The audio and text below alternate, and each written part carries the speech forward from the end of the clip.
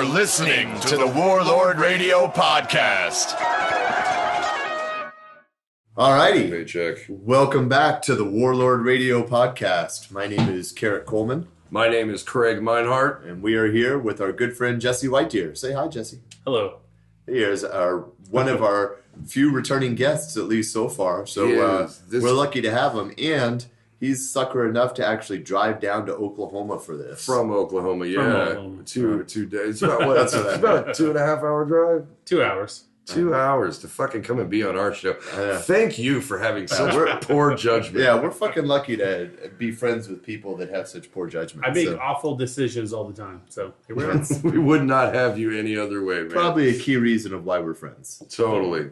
You may remember Jesse from the last time around. He's involved in a lot of musicality around his area, and he wanted to talk about none of that. And we did an entire show where we talked about wrestling completely out of our asses with no prep work whatsoever. And it was a blast. Yeah. And we're going to talk this time more about the things that he's got going on. But before we do that, we're going to continue the conversation that we started before we actually started recording. One of our favorite subjects here on Warlord Radio Jesse Podcast. was recommending some recent horror movies that he's been checking out. So besides Late Phases, tell us about what you've been watching, Jesse. So Stakeland 1 and 2. Tell the people at home what Stakeland is, because that shit is bonkers. So Stakeland is essentially, it's a zombie vampire hybrid post-apocalyptic Earth. And I can't remember the actor's name, but he's the same one in Late Phases. Like he always reminds me of like if Mickey Rourke never cleaned his act up at all. Like that's what you would end up with is this dude. You know what's sad is that Mickey Rourke for a while was the shit. Yes. He was in some amazing movies. Some of my favorites. He was killer. Like actually some of my very favorite of all time fucking movies include Angel Heart and Johnny Handsome. Johnny Handsome's great. I thought you were going to say like Harley Davidson and the Marlboro Man. No, I wasn't going to go there. But somewhere along the way, and he was also amazing as Marv in Sin City. In Sin City, he killed it. Yeah. So that good. Was easily in what was, and I think we've talked about this before, but Sin City, in my opinion, is one of the most like on point comic book adaptions. Oh yeah, just as a movie, I love it because it is so uniquely done and so visually arresting that they just perfectly nailed. Yes. Like honestly, like any comic book movie that's come after it to me does not come close to touching what they accomplished with that movie. I absolutely agree. Are you a fan of the Watchmen? I kind of sort of enjoyed the movie. Did you ever read the books at all? I didn't. They're great. Caveat: I'm not a huge comic guy. It's not a slight against comics. I just never really got into comics, so I haven't. I'm like my knowledge of comics is pretty shallow, and I never got into it. I did see the Zack Snyder movie, which thought it was pretty good. It was. I mean, I enjoyed it, but I mean, like the book. The book is so much better, of course, and I know that. Like, I'm not trying to piss off. They cut a lot out of the Watchmen movie. Like Rorschach was way more sadistic in the comics. Like a lot more like torture and shit like that. Like, when he's got his victims going, and then he burns the house down with that pedophile in there. And the first thing he does is throw the dude's dead dog through the window. Like that's not some hero shit. That's not like the Punisher doesn't even kill people's dogs. Right. What do you think of the Punisher? They've got a show on Netflix. What do you think about that? It is probably... It's got Shane from Walking Dead. Yeah, exactly. John Barenthal. There's a great fucking story. When he got the role of the Punisher, he went to a comic book store in Brooklyn and he bought a bunch of Punisher comics. And they had like just announced it that day that he had gotten the job, and he took him up to the counter, and the dude behind the counter like looked at the stack of comics, and he was like, "I know who you are, and I know what you're doing here with these comics." And he left and brought him back a new stack of like better Punisher comics and was like, "Do not fuck this up." And he didn't. There was because there's been a ton of Punisher movies that came out. Have you ever seen the one with Dolph Lundgren? I did. I saw that one. It's terrible. It's fucking awful. It's pretty hilarious. I'm one of the rare ones that doesn't like that show, but I love Punisher Warzone with Ray Stevenson. Punisher Warzone is the most accurate representation of the Punisher as far as the comics go, but I think that the Netflix version is very, very good. Also, the Netflix version tackles some like pretty heavy topics. Like the first season has this whole underlying tone of PTSD that is like, it hits hard. You know what I mean? It's good storytelling, but I mean, the violence is good. The bad guy's too pretty. Like, he's supposed to be Jigsaw, and he's just like, I have 2 scars. I'm an 8 now. It's like, fuck you, man. So, Jesse, why aren't you too hot on the recent Punisher? It's semantics, and it's very petty. But I feel like... I can't wait. Yes. I feel like my Punisher... Hot take. When I envision the Punisher, he's bulky. Like Ray Stevenson. I said that too. Yeah. Is a great example of what the Punisher should look like. Now, Thomas Jane didn't do a bad job, but I think Thomas Jane's too pretty. Yeah, me too. The thing about this, because the Punisher's been around since the 70s. So correct me, I know that there was earlier the Dolph Lundgren Punisher. And I saw that, and that was very cheesy. Ridiculous. And then there was another Punisher. The Thomas Jane And then there was another Punisher. Yeah, that's the one. That's with it. Ray Was Stevenson. it? Yeah. Okay. The one Were they related, like, story-wise? No, the Punisher, the one that Thomas Jane did was a straight, like, Marvel Studios, like, we kind of want to, like, half-assed fit this into, like, it had the vibe of, like, an early Marvel movie, you know what I mean? Like, the violence was kind of toned down, just the story overall was toned down. But there was a series that came out in either the late 90s, like, all the way up to the 2000s called Punisher Max, that was a strictly like adult Punisher comic series. Right. Yeah. It was violent as fuck. The storylines were just darker than shit. And in those comics, and I'm right there with you, Jesse, like the Punisher was like this hulking mook Italian dude who just like his body was completely scarred up from years of just getting the shit kicked out of him. Like he was just this bad motherfucker, right? Yeah. And so they did this Punisher Warzone movie that was based really heavily off that series. Mm-hmm. And they nailed it. Like, they got Ray Stevenson. I'm trying to think of something you'd know that he'd been in. I can't think of anything either. So yeah, if you saw him, because the only thing I can think of is, like, Rock and Rolla, and I'm not even totally sure he was in that movie. But he's just this gigantic British dude, right? I think I kind of think I know who you're talking about. Where he's been in a lot of gangster movies. Yeah. And, like, has he been in some, like, Guy Ritchie movies? Yes, for sure. I have a pretty good idea of who you're talking about. Yeah, but he's a very, like, large, dark-haired dude. Right. And he nails the Punisher, because he's got this, like, completely over life but can't stop killing vibe going on the whole movie. Well, the worst part of that movie is when he had to act. And Yeah. there was... yeah, but when he was killing guys and walking around and He was just ice cold. Yeah, dude. that was Like, amazing. He killed a dude with a chair. So he sold the awesome. action, but you know. Yeah, but I mean, but that was always the thing about the Punisher is like, unless you were reading like the War Journal series, that's what it was. It was just violence. There wasn't a whole lot of emotion involved. There wasn't, there was deep storytelling, but not necessarily on Frank Castle's behalf, right? Yeah. So the Punisher was sort of one-dimensional, just like, you're bad, I'm going to kill you with whatever's around. And the Punisher, that Warzone movie nailed it, but the problem was, like, unless you were a Punisher, like, hardcore Punisher fan, it was just a gore fest. Because my wife fucking hated it. And then the John Barenthal show came out, and I think the storytelling's really good, the action sequences are really good, but John Barenthal's like 5'10", and like I outweigh him by like 15 pounds. Yeah, and he's also super pretty. Hey. You know what I mean? But I don't know, he does all right, but the show itself is really well written. Mm-hmm. And I really enjoy it, so fuck you. Well, my roommate Cody, he'll swear by those movies.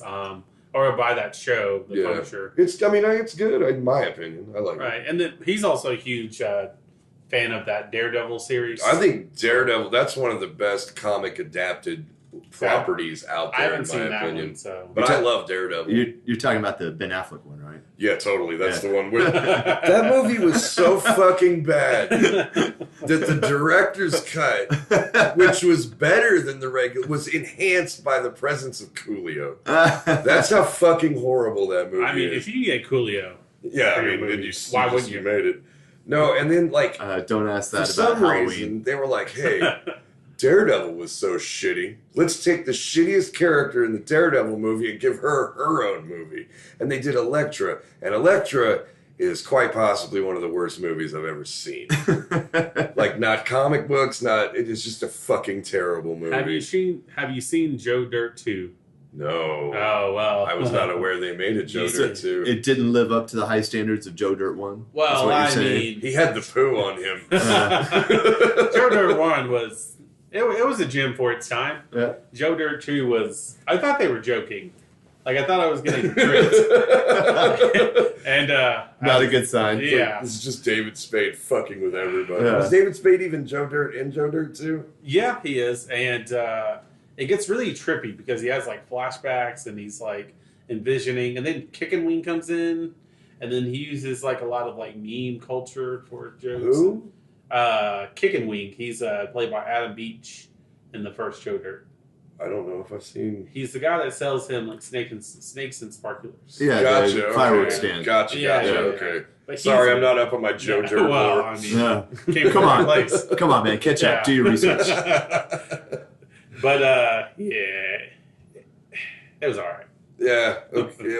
I wouldn't even... I thought that the sequel for Joe Dirt was Run, Ronnie, Run. Did you Oh, no. Lord, no. Like... I only watched that movie because Nikki Cross is in it, and not to objectify her, but man, if she was an object, that would be sweet. No, Run, Run is amazing. Have you seen anything else lately, Jesse? Anything you'd recommend? Any other have you watched anything good? Yeah. Any chance? Anything you want to part upon our listeners? Let's see. Oh, fuck. Other than episodes of The Office, not really. You should watch The Office. I mean, you should definitely go ahead. Have you seen The Raid? Indonesian action movie yes, called I Raid? It mean, was I've fucking seen that one. amazing. I just rewatched it. I've seen it before, but I just rewatched it on Netflix, and it reminded me of how badass it is. I love that movie. The Raid 2 is just as good. They're both amazing. Yeah. You know what I did just watch that I thought was fucking phenomenal? It's been out for a while, but I just watched American Gods. You ever check that out? I haven't, but that's based on the Neil Gaiman. Yeah. Yeah. And it's like, basically there are, like, the old gods are starting to be forgotten, and there are new gods moving in. The things that people worship nowadays, such as, like, there's a god for media, there's a god for globalization, I believe there's, like, a god for, like, pharmaceuticals. Like, it's kind of a social commentary. But, I mean, even for, like, one of those adult dramas, because I think it's on Stars, but even for, like, you know, that HBO, Netflix style adult drama where you're like, okay, there's going to be, like, tons of tits and whatever. It is fucked. Man, there is some shit in that movie, or in that show, that it's just like, I didn't know you could say that on any show. On a show, right? Yeah, it was like, it was crazy, but, did you ever watch Deadwood? I didn't. I know about it, but Okay. I haven't seen it yet. Man. I should. I totally know that would be up my alley because I love great. westerns. It's fucking great. And I've heard really good things about it. It's just one of those things that's on my list that I haven't gotten to yet. But there's a character on that show. His name was Swearinger, I believe, and I can't remember his real name. It's driving me nuts. But he basically plays Odin, and he's nuts. He's just fucking batshit crazy. And then there's like this really compelling Anubis character.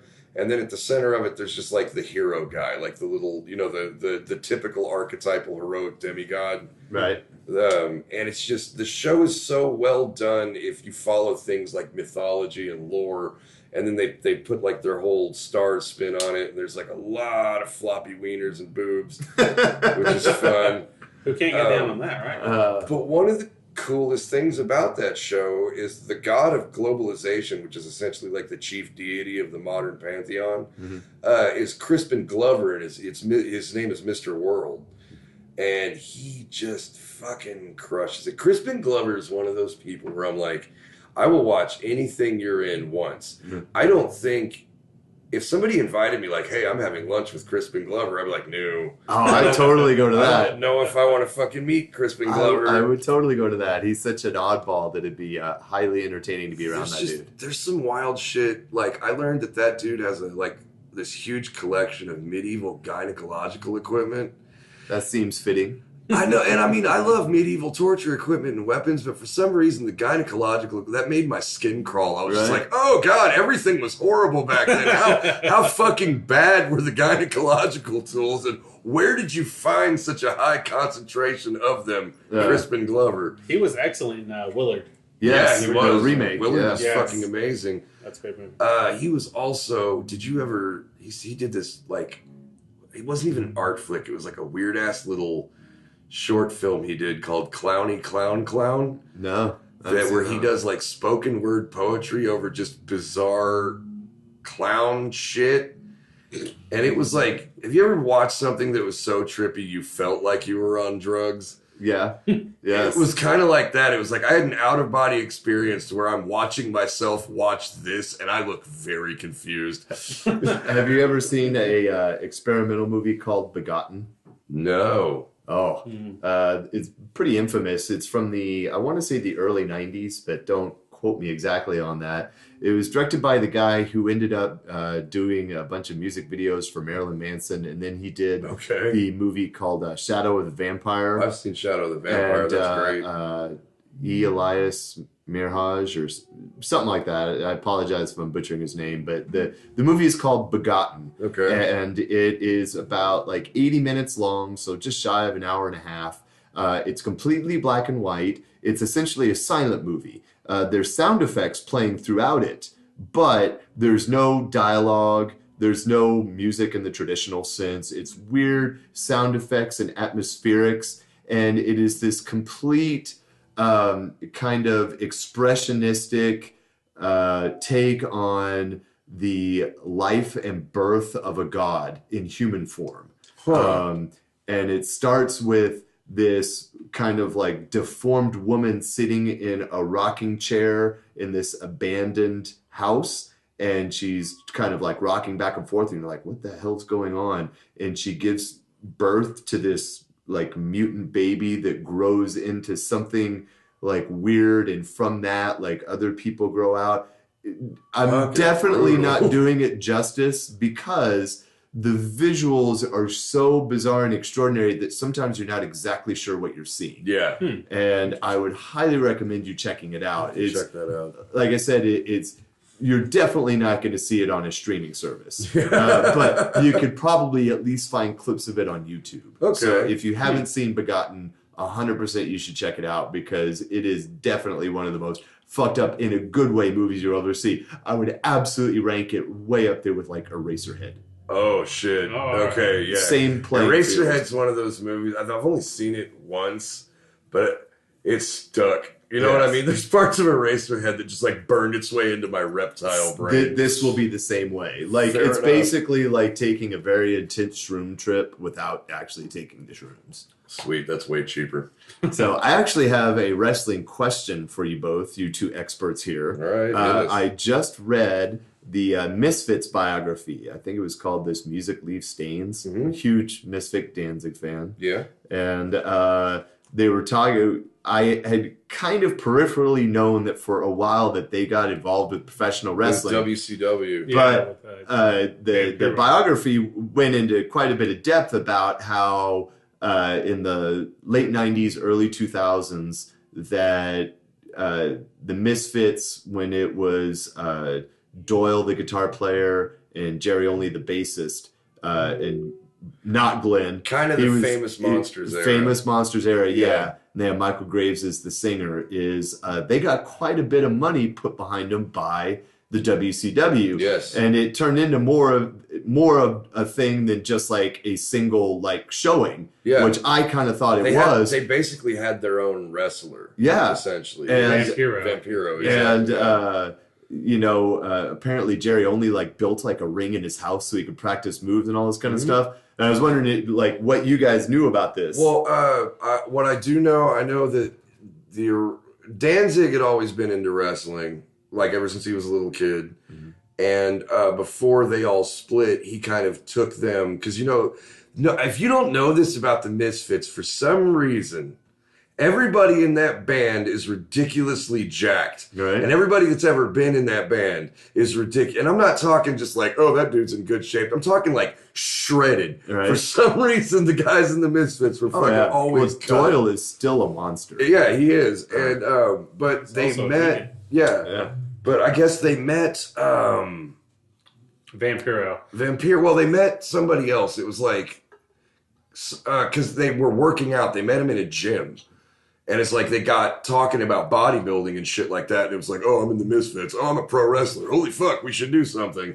Well, the way that DJ so eloquently put it was that DJ Brian of Oberon, shout out, you beautiful motherfucker. Right? he I think he had told me that they were playing, the Misfits were playing a show across the way from the wrestling or from the place that Nitro was held at, and then Vampiro, who was also a fan of the Misfits, went over there and was like, hey, do you guys want to walk me down? And what's funny is that Vampiro, who was not a huge star in WCW, this guy has been an institution in pro wrestling in general for like 20 years at this point. So this isn't like just some schluff jobber. This is a guy with like actual in-ring skill that they pushed and, did some things with. And yeah, I guess because, Doyle and Jerry Only are so fucking imposing looking. Right. He's like, well, what if I put some skull paint on and you guys walk me out to the ring? And then it just like, I guess Bischoff liked it because they did a few more spots. But if I'm not mistaken, because this is right around the same time ICP started fucking with all the wrestling. And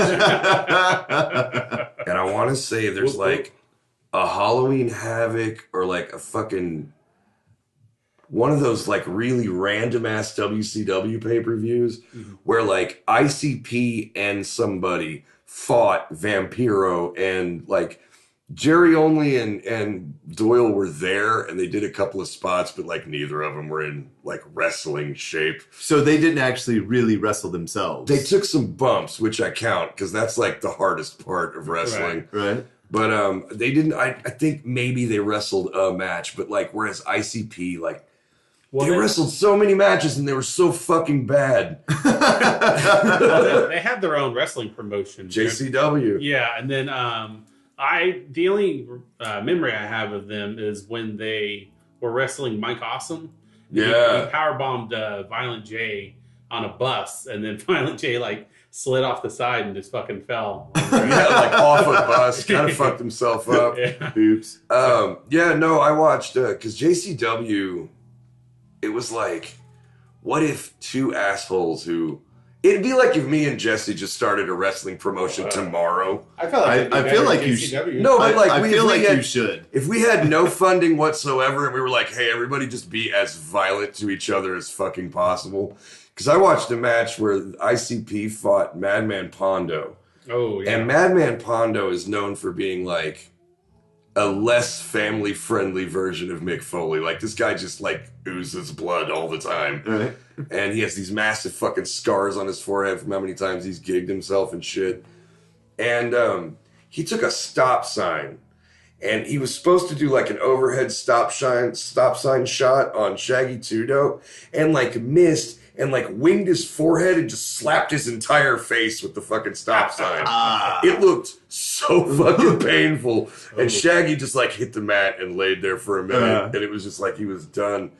But, yeah, I guess my point is that Vampiro and the Misfits were much better wrestlers than the Insane Clown Posse, and they started their own fed. Do you remember when they had that, they were in WWF, and they had the Oddities. The Oddities, yeah. They had like this whole traveling freak show. And that was the gimmick. George had the Animal Steel, and he had a Cartman doll. Yeah, that was Golga had the Cartman doll. Yeah, Golga. Okay. And Golga was Earthquake. Yeah, that's right. Okay. But George the Animal Steel ran around with him for a while. This woman named Luna Vachon, and R.I.P. Luna Vachon. Luna Vachon was awesome because she was not like some hot bikini model. She was like this creepy fucking powerhouse of a woman who came from a wrestling family. Like, she's comes from like carnies of carnies of carnies of carnies. Like, the original carnies were Vachons. And I've known two female wrestlers that have actually wrestled Luna Vachon. And they were like, she beat the shit out of me. She's like, she wasn't making it look good. She was stiff arming me, kicking me in the neck. Like, fuck, it was just bad. And then afterwards, she's like, oh, you did a great job, sweetheart. Fucking nuts. But she was in that group. And then they had this dude called Kurgan. And did you ever see the Robert Downey Jr. Sherlock Holmes movie? Yeah. That giant French dude that he fights with the hammer? Uh-huh. That's Kurgan. Okay. And Kurgan did the Iron Claw that was made famous by the Von Erichs. And it was so weird because Kurgan was huge and they build him as like this giant. And he's the giant of this freak show and ICP's there and all this shit comes in. And then they got this dude named Giant Silva who was bigger than Kurgan to be in the same group, just totally cut the balls off Kurgan's whole character. I felt kind of bad for him. Giant Silva also fought MMA in an organization called Pride in Japan. Yeah, Pride Pride Fighting rather was it was like UFC with no rules or weight classes. Okay. Well, they had weight classes, but they had quote unquote weight class. It was like you could be within 100 pounds of your opponent. But they 120 and 200. You could like do stomps to the head on the ground or soccer kicks. You could basically do anything but fish hook. Like eye gouge, fish hook, all that stuff. Yeah, but I mean, you could groin kicks were legal until I remember they were legal until they ruptured that dude's nut. Oh, yeah. That's a bad day. In UFC, there was that was Joe Soto. He was punched some dude in the balls. So that's so uncool. Right? Like even if it's legal, like fuck you. Yeah, don't do it. Bad move. Just But I remember I watched a tiny Colombian man get this shit kicked out of him by a sumo wrestler at Pride Fighting. I was just like, this isn't right. Yeah. But imagine Giant Silva, if I'm not mistaken, this dude was like 6'10" and weighed somewhere in the realm of about 280 to 315 pounds. So there was no weight class that you could put him in. And he just they threw people at him and he just killed him for a while. And then I guess he started to lose a bunch because his body was breaking down from being so goddamn huge. Well, I think the match that I watched, he just kind of fell over and then just got kicked in the face repeatedly. That must have been after the heyday. After the Oddities era. After the Oddities. But yeah, it's so weird when, because there was another wrestler around that time named Test. And his whole gimmick was that he was a Motley Crue roadie that was tired of getting pushed around by the WWE talent. It was weird. They did a bunch of that shit. And they kept trying to introduce celebrities to wrestling, and it almost never fucking worked out. Donald Trump got punched in the head at WrestleMania. Yeah. By Bobby Lashley. And he got Stone Cold stunned. The president has been on the receiving end of a Stone Cold stunner. Wow. It'd be cool if it happened again. I'm not even saying political. It would just be cool if Stone Cold was like, all right, you goddamn son of a bitch, gonna kick you right in the gut, motherfucker. All right. That'd be amazing. So who would be the best crossover wrestler, either a musician or a celebrity? Who actually pulled it off, or at least did the best job at it? David Arquette.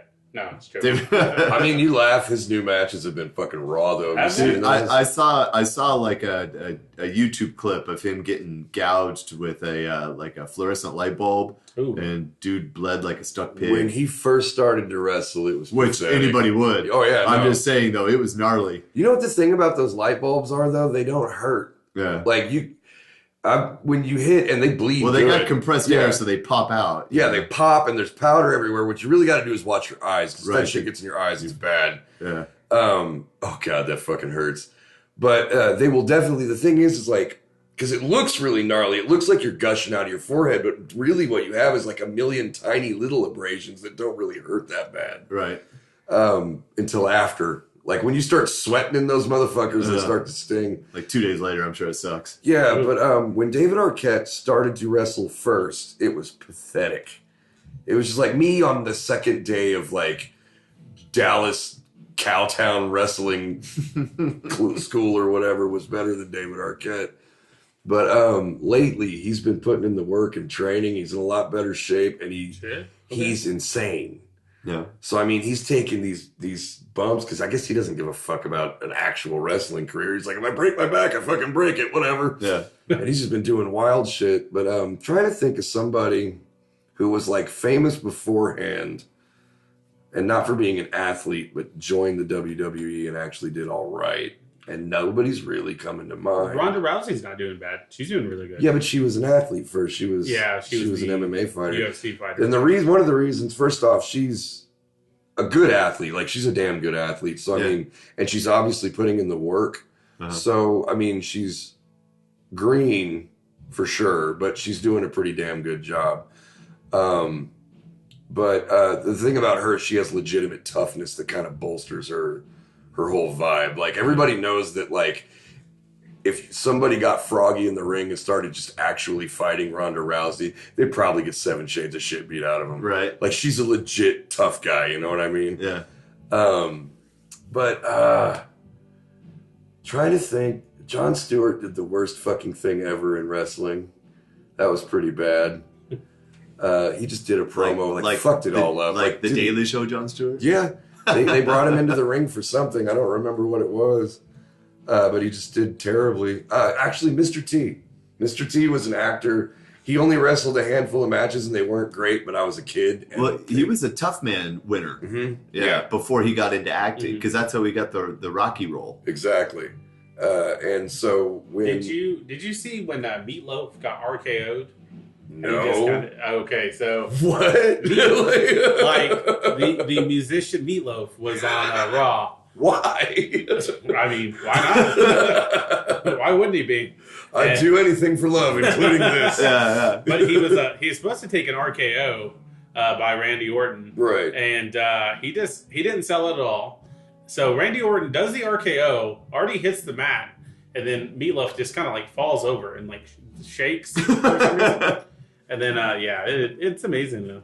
There have been some really bad spots when they bring in celebrities. They brought in Lonzo Ball. Do you remember that? Oh no. Do you know who Lonzo Ball is? He's a basketball player, and his kids are gifted as well. Okay. So he's retired, and his kids are starting to pick up the mantle. But the problem is, he is a loudmouth fucking asshole, and he's like controversial for controversial's sake. Yeah. Which I don't appreciate. Like, if you're controversial because that's your personality, cool. But if you're just like trying to get a rise, he just talks a lot of shit. Yeah, essentially. And so he comes out to the ring. He's doing this whole spot with the Miz. Starts going completely off book. Starts like what he does this thing where it's called going to work for yourself in wrestling, to where like the show is suffering because you're trying to put yourself over too hard. Right. You're not being a cohesive part of the show. Right. And he immediately starts doing that. And then I just remember Miz puts him down. Like, he says something like, I'm going to get my kids to beat your ass. And he's like, oh, you're going to unleash the balls or whatever. And like, so he gets the entire crowd just laughing at this dude until the guy just can't even fucking say anything and leaves all pissed off. It was great. It was so good. I'll check that out. Yeah. And then trying to think, there was somebody came on and obviously didn't fucking know the first goddamn thing about wrestling. Jeremy Piven? Yeah, that was the one. Jeremy Piven, that was it. Because, like, he didn't know the name of the show. He didn't know the name of the fucking pay-per-view that he was supposed to be promoting. He cashed his check. He walked in the door. Yes. It's like, pay me. He's like, I hope I don't get a stone cold stumper or whatever the fuck it was. But it was like that. It was so bad.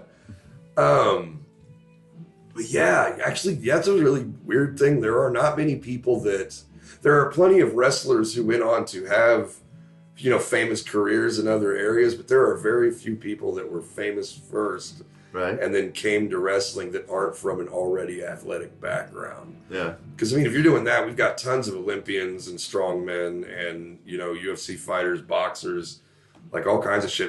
Mike Tyson wrestled a few matches. Really?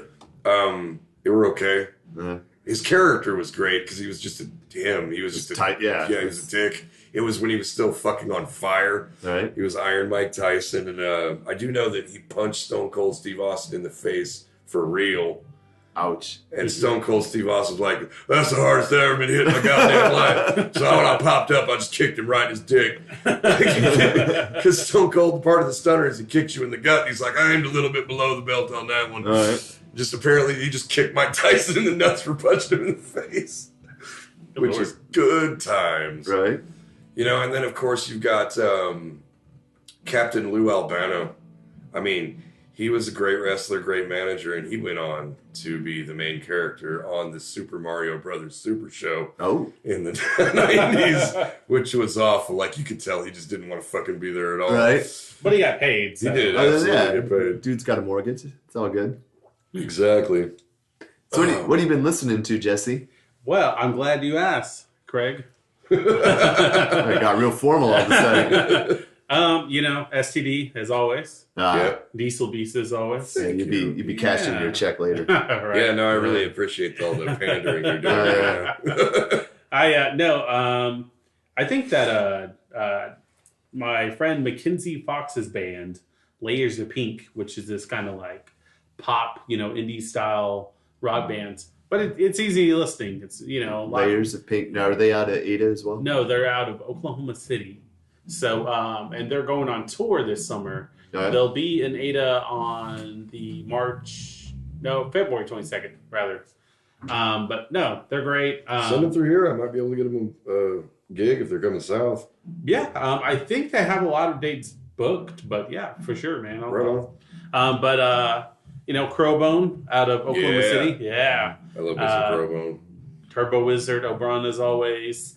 Toadash, which is Casey Howard's other band. See, you said Turbo Wizard, and I love Turbo Wizard, and I got super psyched to play Turbo Wizard, and then this one jackass double booked us and shattered my dreams. What was that guy's name? Well, that was I'm that jackass. No, there was some miscommunication between me and Casey, so I'll take. I was so sad. I was like, fucking Turbo Wizard's rad. Maybe one day we'll. And they are. You ain't playing with them. No. But Casey paid me, so I'll give them a shout out. You guys should definitely check out Sessions over at 231 East Main Street in Ada, Oklahoma. That is a cool club, man. It is. And you guys, what's interesting is that you guys kind of ended up making a little scene there in Ada. Where there wasn't one before, and now it's a legitimate stop for bands to go to. Yeah, for sure. Oberon just played with Teramis last night. What's great about Sessions is it's kind of like halfway between North Texas and Oklahoma City or something. Yeah. So, I mean, it's like, it's a great place to like come in, play a show for the night, and go either way, really. Well, forever there was, pickings are admittedly slim in Oklahoma. Yeah. So you'd have Oklahoma City. You'd have Tulsa being kind of hit or miss. And then you had Lawton, my bad. And then now there's Ada. Yeah. And, your club there, Sessions, is a really cool, nice, intimate venue that's got like a really nice big stage with good sound and lighting and all that kind of stuff. They had hot dogs when we were there.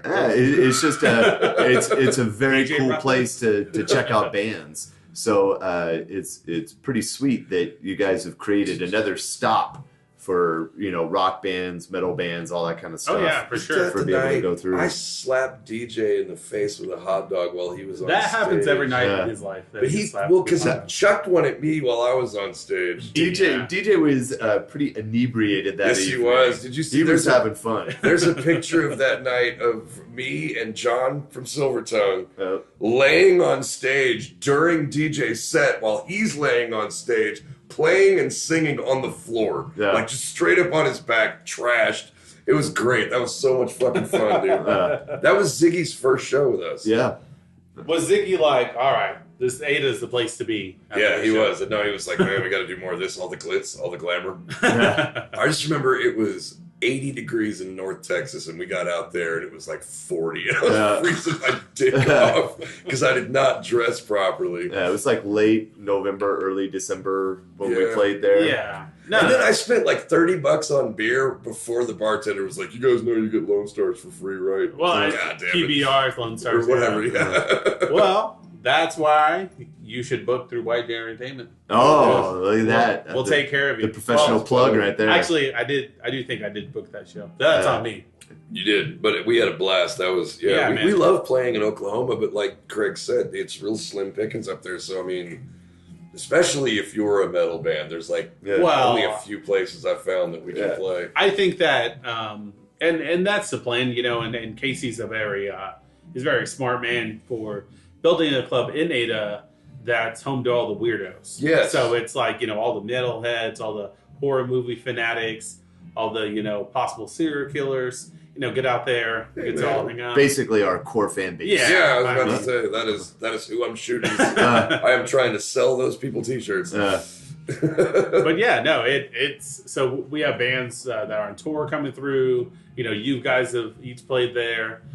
So the plan is just to make that the destination between Texas and Oklahoma City. Perfect. So when bands come through, they know they got a spot at Sessions over at 231 East Main Street in Ada, Oklahoma. There you go. And, unless Jesse Whitedeer double books you in the Rangers. So that's true. So Whitedeer Entertainment, like you definitely do more than just metal. Like you really do all kinds of bands. Like you were involved in Ada Fest. Right. Well, tell us about that. Tell the listeners about that. We talked a little bit about it last time, but you didn't give us a good description. I know. I was like, well, this is the thing in the You're like, it's a thing. There's guitars. Because there might be someone listening that's not in a metal band. They might be in like an indie band, or they might be in Ada. They might be in Ada. Yeah. I was doing my heel work back then, so I couldn't. He was on a full heel mode. Fair enough. Fair enough. We called him Big Money Jesse. Yeah, and he cooked Al Snow's dog. Yeah.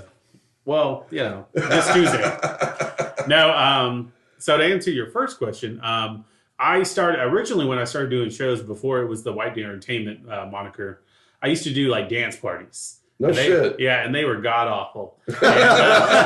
So I've booked 3 in the years that I've done this, and no one came to any of them, and they're all awful. And I made the mistake of putting my phone number on the first flyer I ever made. Nice. And I got random phone calls, and this guy called me, and he legitimately said, "Hey, man," he said, "He said you guys are doing this dance party, right?" And I was like, yeah, I was all interested, and I was like really selling this guy on it. What can I do? Yeah, man, yeah, totally, buddy, come in. And he was like, yeah, he's like, well, I took your flyer down, and I'm just gonna throw it in the trash. And then he hung up on me. And then I was just like, my first thought would have been like, well, good, that means no more assholes. And then even better was the second year that I was doing it, we did it for a benefit for the Boys and Girls Club there in Ada. And I was passing these around and stuff. And it said prizes for King and Queen on it, like King and Queen of the Dance. Yeah. And it was like a flashback party, which was like a retro type of prom. Jesus thing. Christ, that sounds fucking terrible. I know it was. No one was there to mentor me. But so were you not heel mode back then? You were just trying to fuck over the Boys and Girls Club. I was green babyface mode back then. Green baby. I was Rocky Maivia back then. Okay, gotcha. I just looked good. Just came out. Was happy. No. So I give this to this guy, and he's got his arms folded, and he was like, "Is this for the gays?" And I was like, "What?" And he was like, does this support gay marriage? Or does this support the gays?" And I was like, I mean, it doesn't support the gays. I was like, they can come. Like, they're not like, everyone who wants to can come. And he was like, well, I can't support that. And then I was like, all right, man, that's cool. Whenever you put "the" in front of something, it makes it sound like a gang, like the gays, like roving bands of gay dudes. Hey, man, you laugh. I will tell you this right now. This is a hot take. This is from my many years of experience on this planet. There is no human being on Earth tougher than a 40-year-old gay dude. They know exactly how to fight. They know where to hit you to drop your jock ass in a parking lot somewhere.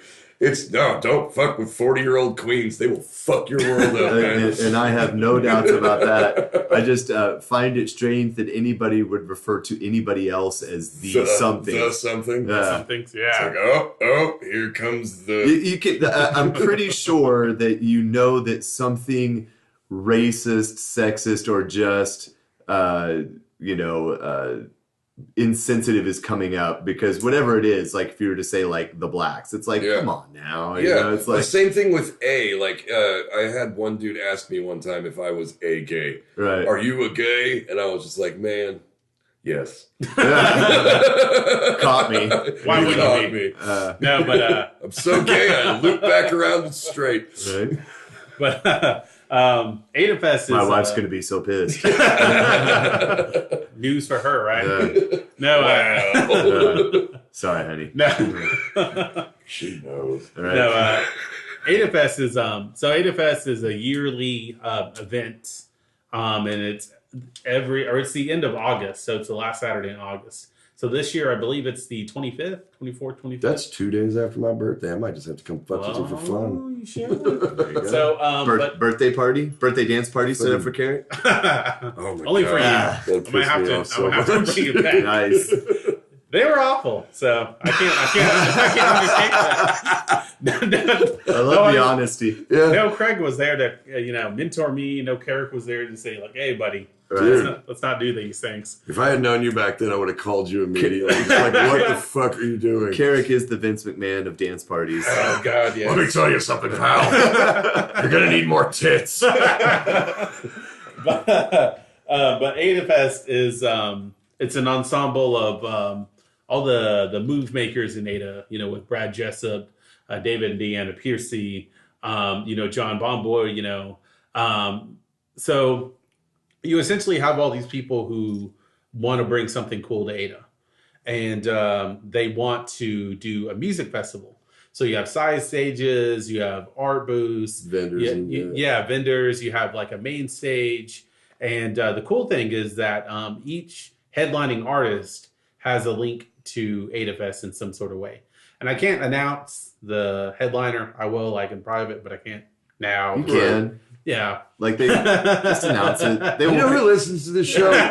You and DJ. Yeah. Well, together. And Adam. Yeah. and Adam. We just all drive around and listen to it. Right. No, Oh shit, the new Warlord's up. But, right. But I will say, definitely stay tuned for that. There's the AdaFest page that you guys should pay attention to, the Whitedeer Entertainment page that you should always pay attention to. Yeah. And man, so we got some big things to announce. How many years are you into this fest at this point?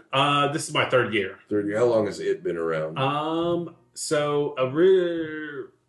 I want to say when I was younger. So when I was like 5 or 6, it was going on, and then it died down for a while. But thanks to the aforementioned Piercy's and Brad Jessup and all those guys, they kind of resurrected it. So me and my good friend, the great John Bomboy, hopped on it about 3 years ago, and then we were in charge of the side stages. And then last year we did the side stages, and then this year, unfortunately, he won't be on the committee. But myself, DJ, my good friend Rankin, and David Piercy, we're all going to You're handle letting it. DJ Brian on the I committee for know. a music festival. That is ballsy. Bad move. Bad move. We just talked about how he was so drunk we were throwing hot dogs at each other. I mean, we're going to have a wild card in it. Because if Wild you don't, card. There you yeah, go. there you go. So is it like it's primarily country? No. No? It's that's the big misconception. Okay, because- well, good. Straighten us out. It's because we're home to fucking Blake Shelton. I did not know that. Really. I will go on record and say that Blake Shelton is awful. Yeah, I don't like him. Fuck him. I don't really like country. I'm sorry. Well, this is a metal podcast. Fuck you. Well, If anybody is shocked by that, that's actually listening. Yeah. You stumbled across the wrong YouTube link. You really, really did. I am not a big country fan. I grew up in Oklahoma, and I fucking hate country with I actually a burning think, passion. dude, the fact that we're from like Oklahoma and Texas is probably like why we're metalheads. Is because our entire lives they were like, "Hi, man, you checked out this new Garth Brooks album?" I'm like, no, I fucking didn't. I didn't. No. You say that, but I grew up in Stillwater, and it literally was that like 24/7. They're like, "Hi, man, Thunder Road." Yeah. I will say though, Hank Williams Sr. is amazing. Some of the old outlaw shit's not bad. So, I mean, I like a lot of that, he's but I great. wouldn't. I'm not even gonna go as far as be like, I only like the old shit. Right. There's a lot of the old shit I don't fucking like. That's fair. Just not big on country. But so it's all these genres of bands coming together. So I think last year we had some like indie rock, and then Oberon did like the after party sessions, Cool. and then we have like rock bands. We had some like Christian rappers which, if that's your thing, then cool. But it's kind of like a civic gig. It's like for family friendly. Yeah. So it's more family friendly, because you definitely you don't want people scared away. You want people to bring in their family. You want more bodies there. It's free to the public. Hey, man, so that's why you didn't answer my emails. Yeah, that's right. I just was like, just change the lyrics. Yeah. Your mother rolls socks in heck. Hell no. We're doing it full bore. So I'll say this though, Diesel Beast, our lyrics are clean. Our show's not clean, but our lyrics, we clean up a show. You guys a little are bit. amazing. No, the very first time I seen Silver Tongue Devil, or STD, if you're to the whole brevity. Same band, by the way. Band, yeah. Also known as Acoustic Devil. Yeah. Right. AKA, right? So, but I had seen you guys, and I couldn't remember your name. But the one thing I did remember is that you guys sing the song "Your Mother Sucks Cocks in Hell," and I was like, "Those guys are." That's amazing. always one of the first ones that sticks. That one and X. Yeah. I've ever since the first time I heard you guys play that song, I was like, that song is fucking dope. So, yeah, I'm wearing an X t-shirt right now. Carrick's got the plug, and then Jesse's rocking the Terminus shirt. Hey, so, why wouldn't you? That's a dope shirt. Thanks, man. Yeah, it's from their tour flyer. I just became friends with, I think it's their lead singer's girlfriend. Oh, yeah? She's super nice. She's gorgeous. But we started talking on Instagram or something like that because she recognized, I posted that picture of us all on stage yelling at each other. Yeah. And she was just like, that is a really great picture. And we just kind of started talking. But anyway, that was just like a little side street. Sure. She's super nice. I cannot fucking remember her name. But so it's definitely memorable when you have a song like that, or you have a T-shirt or whatever. Hopefully, we have a very not safe for work lyrics. Sex Crime of the Century. Sex Crime of the Century. I love that song too. That one's up there. Lots of stuff influenced by all kinds of different things, like the Marquis de Sade or horror movies or serial killers, all that kind of fun stuff. But it's kind of funny because we recently played a show in San Antonio, and we've been to San Antonio many times, and we had some fans down there who brought their little daughter out for her 7th birthday, 8th birthday. Nice. Which was a huge compliment. And the little girl, like, the mom brought her over. It's like, tell her what's your favorite song. And it's like, Witching Hour in the Cosmic Graveyard. I was like, oh, shit. She's like an actual fan. Yeah. But they brought her out, and the little girl's there, like, right in front of the stage. And, so we said something nice for her, like happy birthday and stuff like that. But it felt very weird to have a child in the audience rocking out, having fun, all this kind of stuff. And then we went right into Your Mother Sucks Cocks in Hell. That's so fucking funny to me. But,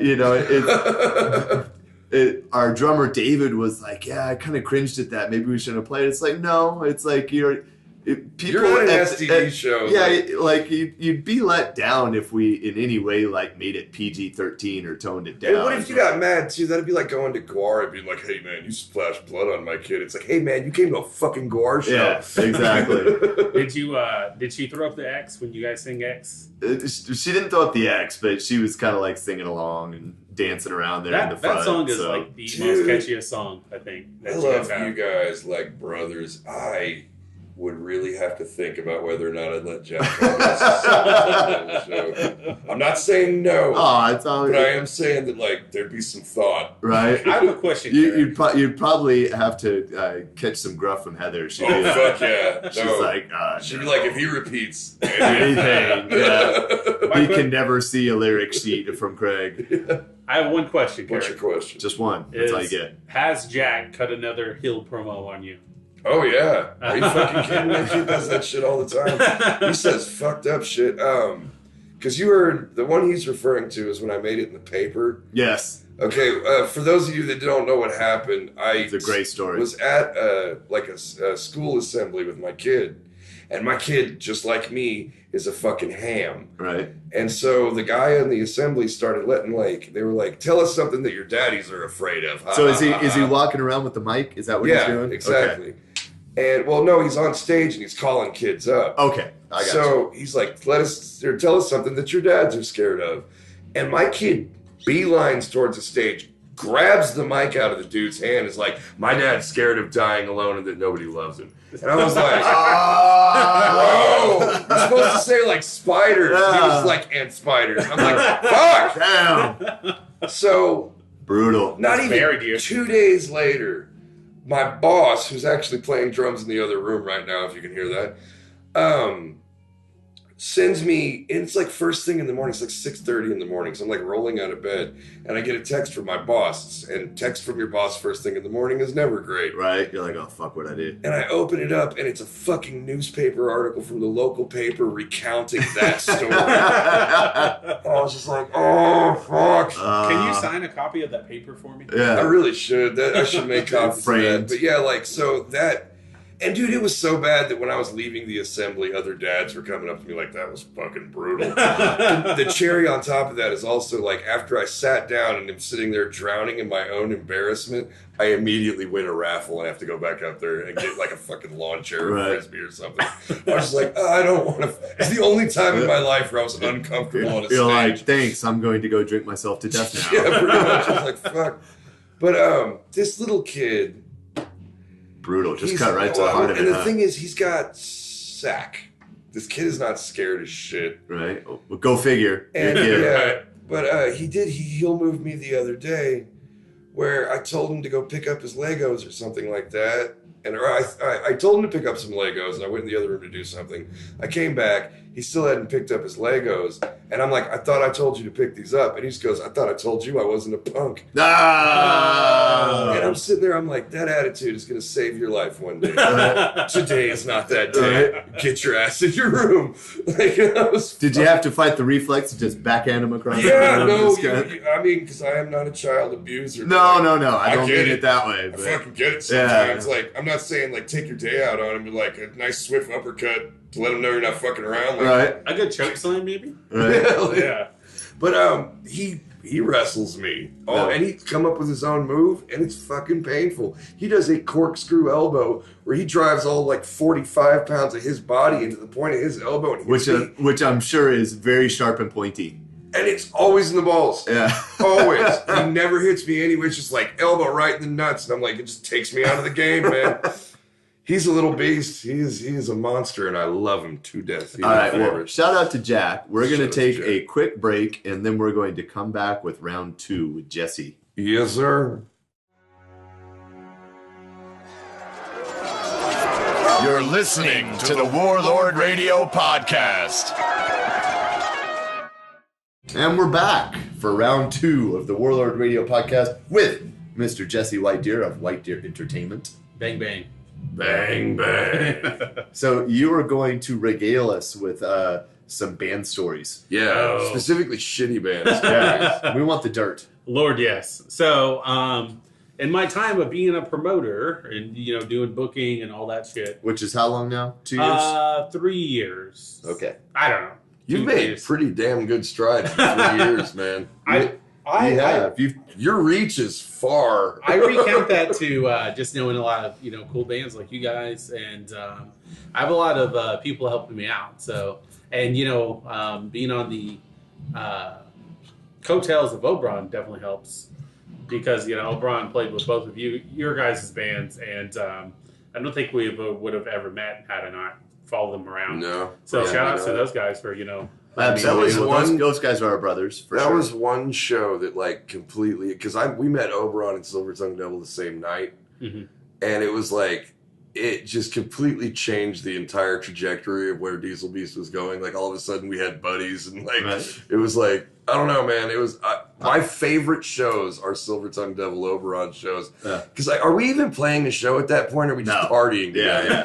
It gets rowdy. It does. But I think after we played with you guys the first time, within short order, we had set up 5 shows together. Mm-hmm. It was just you immediately hit us up, and we just immediately started trading shows. Yeah. In fact, I think you got us he got us like 4 shows. I think we got you like 2. I felt kind of bad. No. I mean, we've been around a little bit longer than you, so that's just the way it goes. But I mean, it's we did it because like we instantly like dug what you guys were doing, and then bonus, it turned out you guys were really cool. And that's another cool thing about the Oberon Silvertongue Diesel Beast thing is that we don't sound anything like each other. No, like about as far apart as you could get and still be metal. But it's still a cohesive show. Oh, it's great. I mean? Yeah. Well, I think that it works is because it's different, but also you can.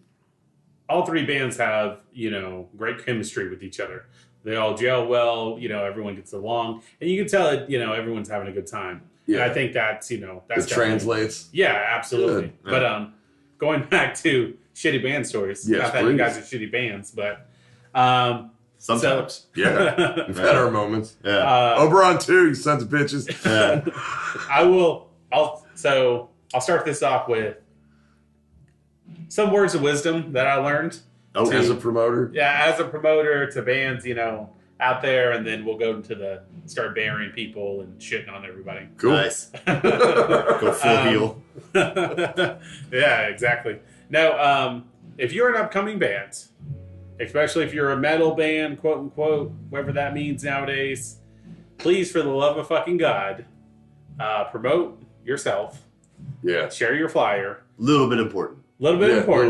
Tell people where you're playing, what time you're playing, and order some goddamn fucking shirts. Yes. Because I will tell you, as a fan, I've gone to so many shows, and your band's cool, but like, I'm not gonna buy your CD. That's just me personally. Yeah. I think that if you're selling CDs, they're just for your friends and family. They're just collective. So, I mean, we make some money off CDs, but mostly, right. I mean, we make more online sales if you're going to buy the album or whatever, typically. Right. But, I mean, we really do, our main business plan is like T-shirts. Exactly. So T-shirts, stickers, all that stuff. Make T-shirts. Merch is very important for especially heavy. And I think that, because we were just talking about Oberon, SCD, and And Oberon has 35 fucking different shirts. And I've got them all. I was about to say I have all of them. Yeah. Craig's got a shrine at his house to Oberon. So. Yeah, I think I do too. And I think I have a shrine to SCD at my house. I mean, I've got also all of my Diesel Beast swag going on. I've got 2 copies of your album and multiple shirts and stickers on our gear. Shit from Silvertongue Devil that I don't even remember getting it. I have a shot glass I don't remember getting from you guys. Right. I've got patches. I've got stickers. I've got 4 or 5 T-shirts. It's nuts. But I mean, we all do that. And a cool thing about especially if you're involved in a scene, and I feel like the North Texas and by proxy some of the Ada scenes is we all wear each other's shit at shows. I promote local bands almost any time I'm out. Yeah. You know what I mean? I just picked up a Monogamizer shirt from Randall. Oh yeah, with the following letters. Yeah. I want to get one. Well, not that one. That's how he's paying me to run the merch. I was going to say, Carrick's going to be the merch girl on our show because we're playing this Saturday at Backyard on Bell. Monogamizer, and we're doing an Acoustic Devil set. Is it Gerd playing as well? No. Okay. It's Acoustic Devil, Lament Configuration, Monogamizer, and Doomfall. Okay. Oh, cool. Sure. I like so it's going to be a killer lineup. Yeah. I was going to go anyway, but then Randall was like, hey, every time we hire somebody to run in our T-shirt booth, they just get wasted and wander off. I was like, I won't do that. So. You're like, I'll get wasted, but I won't wander. I'm going to get wasted and sit my ass down at your merch booth. Yeah, but shout out to Monogamizer, man. Absolutely. Shout out to Randall and all the Monogamizer boys. They're awesome. Coincidentally also designed our second T-shirt. Randall Day did. The astronaut with the sword? Yeah, Randall drew that. And weren't they our second guest on this show? I believe so, yeah. I'm pretty sure. And Monogamizer they have a fucking hold on merch as well. Oh, yeah. Randall's a graphic designer. He's a killer graphic designer. Randall is killer. Oh, but I guess we got off a little subject. But, we do that. Yeah, whatever. So here's all these good bands. Tell us some shitty band stories. But real quick, a little bit of financial advice. If you're going to play shows and all that stuff, get a bank account. Oh yeah, because if all of you work jobs, you have 3 or 4 members. each week, $5, put it in there. That's that's gas money to shows. And that's how you pay for your merch. Exactly. So switching subjects. One thing that you shouldn't do is don't fucking show up late. Yeah. Show up, treat it like a job. Show up, do your job, play when you're supposed to play for however long you're supposed to play, and then that's it. Don't sit there and be shitty or like be an asshole because you didn't get paid or whatever else, or because if you promise me money and you don't pay well, me, yeah, I'm kind of like an asshole now, about that. if we talk about it and I'm like, hey man, you guys come up, we'll get this and this money. Okay, cool. But if that isn't, and that's more to some of the trouble with AidFest last year is, unfortunately, we couldn't pay everyone. This wasn't in the budget. Right. Well, you guys had a fuck ton of bands. Yeah. Like how many acts do you guesstimate that were playing? Probably 40 to 50. Yeah. Like an insane amount. You guys took over Ada. That's impressive. Yeah. And festivals are a little bit of a different monster anyway. You know what I mean? Like it's for some of the side stages, you may not get paid a whole lot, and you really what festivals are is a really good opportunity to sell your fucking merch. I was going to say, yeah.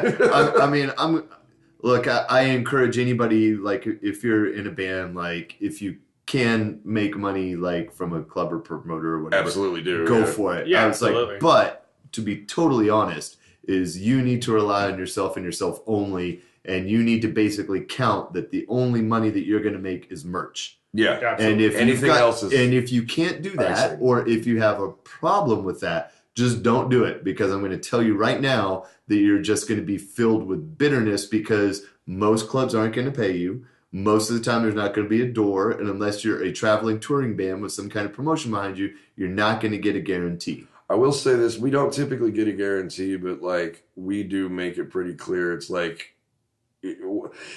This is another thing if you're in a band and you're booking your shows. Find out whether you're getting paid so you're not walking into a situation in the first place where you're setting yourself up to get pissed off. Like, find out if there's a door charge. Find out if you're getting a percentage. Well, here's a real good way to know that. If they don't specifically tell you, you're not. Well, yeah. That's just the way it is. But if you bring it up, sometimes they'll have you paint them into a corner. No, I know. Like I said, that to me goes along with, it's like if you're established and you've been doing it for a minute, like, but I'm not talking about that. No. Like, I'm literally talking about, like, the guys out there, like, getting started, trying to get a foot in the door or whatever, is that, like, by all means, like, do what you can, see what you can get. Mm-hmm. But you have to realize that the reality of the reality is that ain't going to happen. No. And that if you want to make money, you need to have merch, and you need to do such a good job on stage that people want to buy your merch. Well, and that was going segue into what I was saying earlier, is that if you have 4 people working in a band or working, and you have 4 people in your band, you should put back some money in that account. Oh, yeah. For t-shirts and gas and everything else. Just the expenses of all of it. I mean, absolutely. Fuck, you might need strings in and I mean, if week. you can get paid, absolutely get paid. With me, I always try to pay everybody. Mm-hmm. If I can, I pay people out of pocket. And if I can't pay you, which is very rare, I will tell you I can't pay you. Yeah, and you'll usually, what I've noticed also about you is that, like, if you can't pay, you will, like, try and set up, like, a perk with the bar or something. Yeah, like absolutely. Like free loans. Yeah, and Sessions is really good about that. Is like, hey, if you come play for us there, we will make sure to pay you, and you'll get free PBR. Yeah, so, I mean, I'll take that. but the AidFest story, so I won't say the guy's name, but dude shows up late.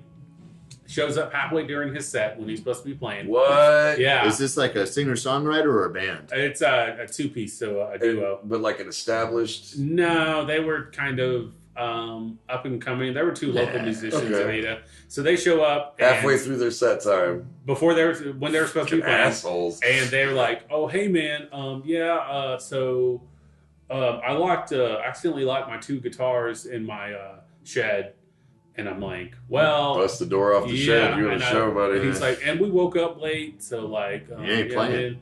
And so they play for like 10 minutes. It was fucking awful. And then afterwards, one of them was like, "Hey man, so how much are we getting paid for this?" And I was like, "Yeah, well, like we're not like I'm a nice guy, but like but I wouldn't have fucking I'm not paid a that mark. guy if he was a fucking plumber and he showed up like, no, fuck you, dude. But so I told him very nicely. I said, "Well, we're not like I'm not going to pay you because if you work at Walmart, you work at plumber, you're a carpenter, whatever. Any other job. Yeah, if you show up late, they don't pay you for the whole hour, whole gig." So no, that's a good point. Like if you were an hourly employee and you showed up for half of your shift, you're only getting paid half that hour. Exactly. You know what I mean?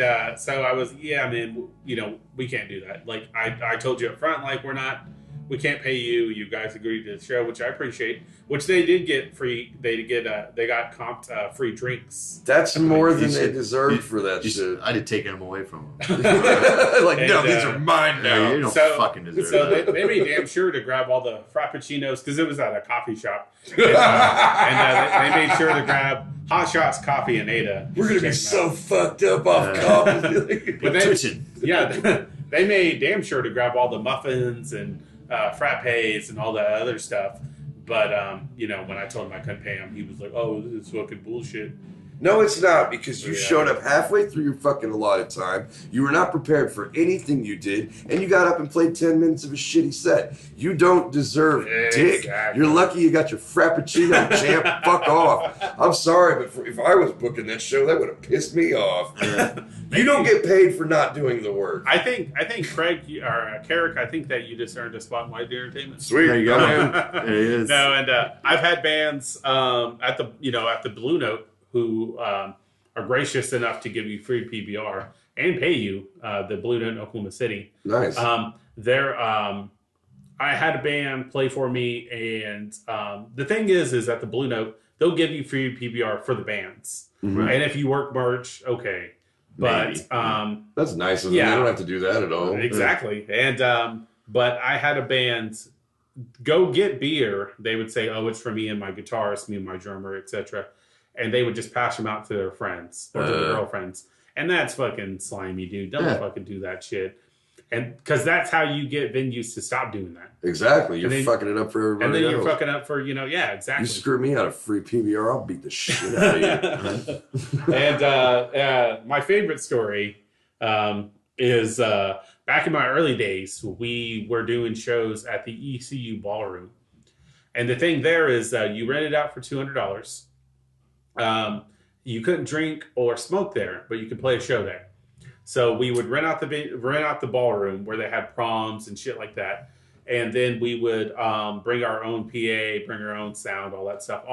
So basically, you were just essentially renting the room in the power. Yeah, exactly. Yeah. And then so I had a band that was supposed to play. I don't remember the exact time, but let's just say it was 7. So they were supposed to play at 7, and we had agreed months out that, hey, you guys be here at 6 to load in. You load in an hour before your set.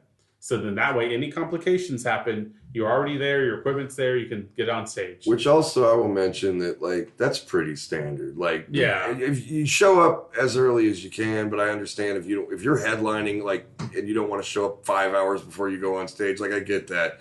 But, you show up an hour before your set just in case you forgot something, have to run back to the house or whatever. That's day one shit. Exactly. You would think, but there's been some shitty bands out there. Yeah. No, I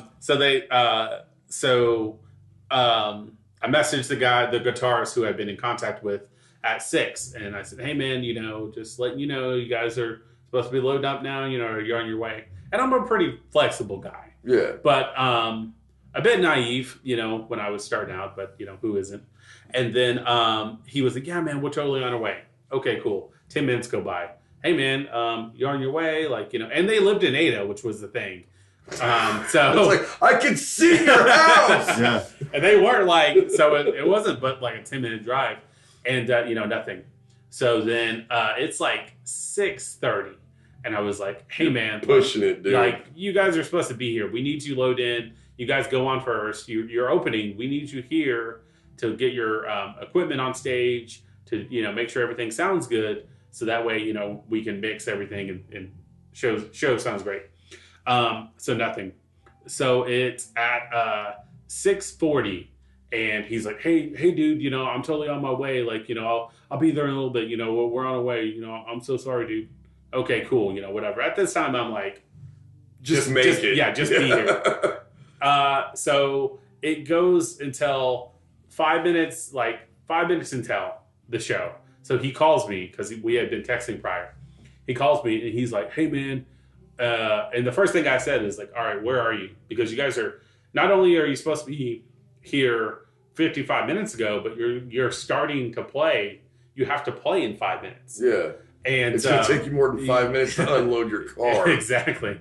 And he was like, yeah, man, well, my bad. He was like, well, so me and my girlfriend got in like an argument earlier, and like she's really mad at me, and like she made this like her famous spaghetti dinner, and like she'd be like just fucking pissed off. Like, unless you bring in me some fucking spaghetti, I don't give a fuck. Real quick though, side note, I fucking hate spaghetti.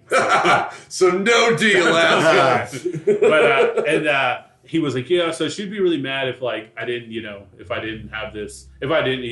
And I was like, so you're telling me 5 minutes before you're supposed to play that you can't make my show that we agreed on months beforehand because you have to eat your girlfriend's spaghetti dinner that she made.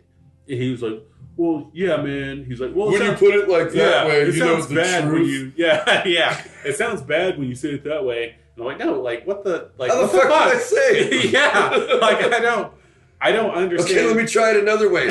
Asshole Chud ruined show. Is that better? And I was just like, yeah, man, I don't think this is going to work. So hung up on him, never booked a show with him again. And so don't. That's such bullshit, though. No, like, you're right, though. And I don't care, like, if you're the most punk rock, spitting blood and shit, or you're carving up sheep heads on stage or whatever, like, you still have to, like, conduct yourself as some sort of professional. Well, like, you have to take it seriously. seriously. To do a job. Yeah, you know what I mean? exactly. Yeah. And, like, 99% of the time, it goes great. Bands show up on time. They play their set. Everything goes good. There's only that 1% that it gets pretty bad, but that stands out. But that shit's so selfish because, like, not only are you fucking over the promoter, not only are you fucking over the club, not only are you fucking over the audience that actually paid to get into this place, you're fucking over the other bands on the bill by pushing the whole shit back, waiting on your bullshit.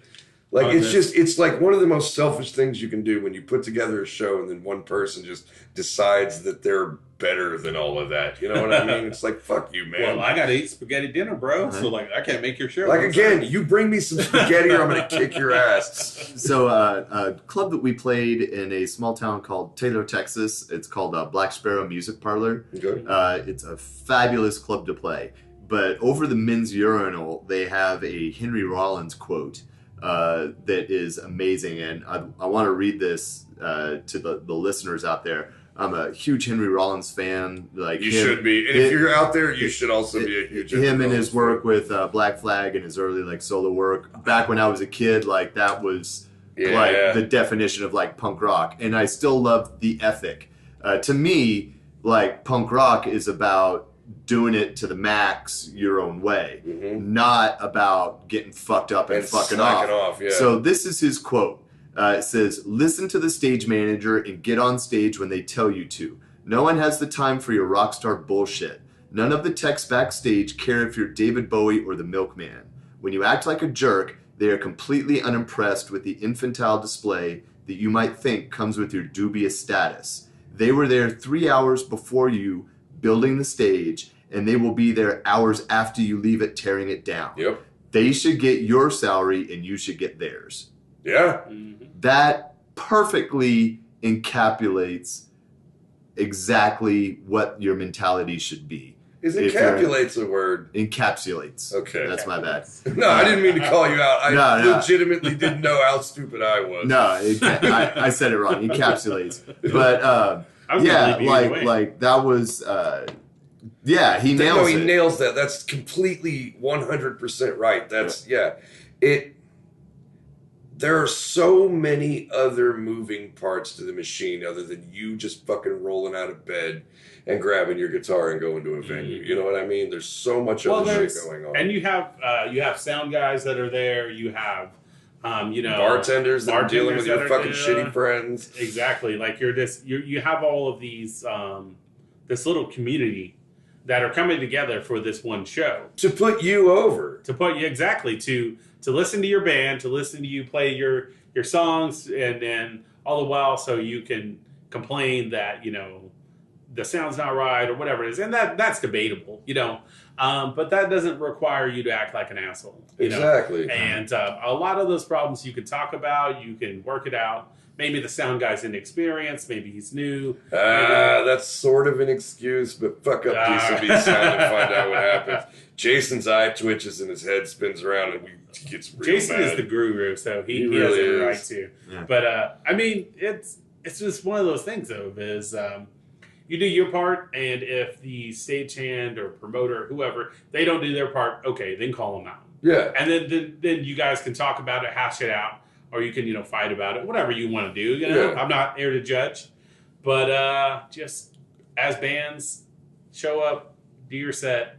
Well, and those are all great points. You unfortunately have a different perspective because you're the guy booking the bands. Exactly. I will say that. My point of view on those bands is I always encourage them to keep doing what they're doing because they always end up washing out. Oh, yeah. 100% of the time. Yeah. Because after a while, nobody will book them. Yeah. And real quick. Yeah. Is that bookers talk to each other. Well, and not only that, but bands do, promoters do, club owners do, all that kind of stuff. So, I mean, if you're just a shithead, like you might think you're hot shit, but you very quickly find yourself on those shows. And the bands that you see playing over and over again, like them, don't like them, or whatever, those guys are showing up and doing their thing. Yeah, they put forth consistent work and effort into everything. And if you work real hard and you're real consistent and you've got a really good work ethic, then it shows. And people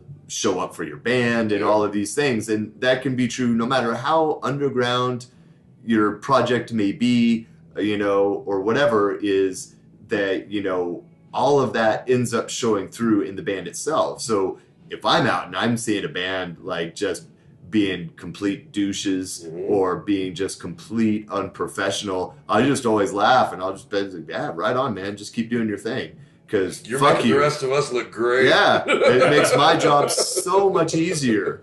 It's like, because I really look forward to fucking mopping the stage with your ass. Not to mention, sometimes it's fun to just shit on you guys when you're not listening. Well, and I will say that, there are plenty of bands that I book that I don't necessarily like. But of course. But they play. They do. Well, you'll have to because it's like as a promoter, there's no way. I mean, it's the same thing for bands. I mean, it's like there's plenty of times that we'll accept a show from a promoter that we don't like. Oh yeah, and it's like because it's a show and you have to be professional. It's like your job. It's like you don't get to pick who you work with. You don't get to, man, I don't feel like going to work today. This is the avenue to take to get to here. Tough shit. That's who I have to go. It's like, even if you're feeling sick, even if you're fucking broke, even if everything is wrong, even if you're feeling shitty, even if you think the show is going to suck, so fucking what? Show up and do your best job. Exactly. The only time I've ever had to cancel a show that I can remember was for Matt at Wits End. Do what? I said besides that one show? Besides that one show, yeah.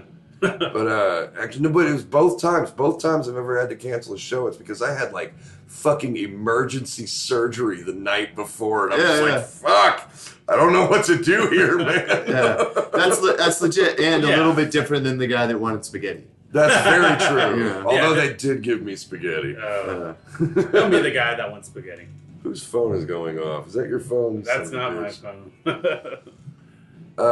Not I. But no, those are really good points, and as a promoter, you shouldn't have to deal with some asshole's ego. No, you shouldn't have to. You shouldn't have to. You definitely will, for sure. Well, it's one of those things of, to an extent, maybe, because I will say that there have been some bands that maybe you have an off night, maybe you just that's not really who you are, but you're just going through some shit. I don't know. You're too nice. I think maybe I just write people off too fast.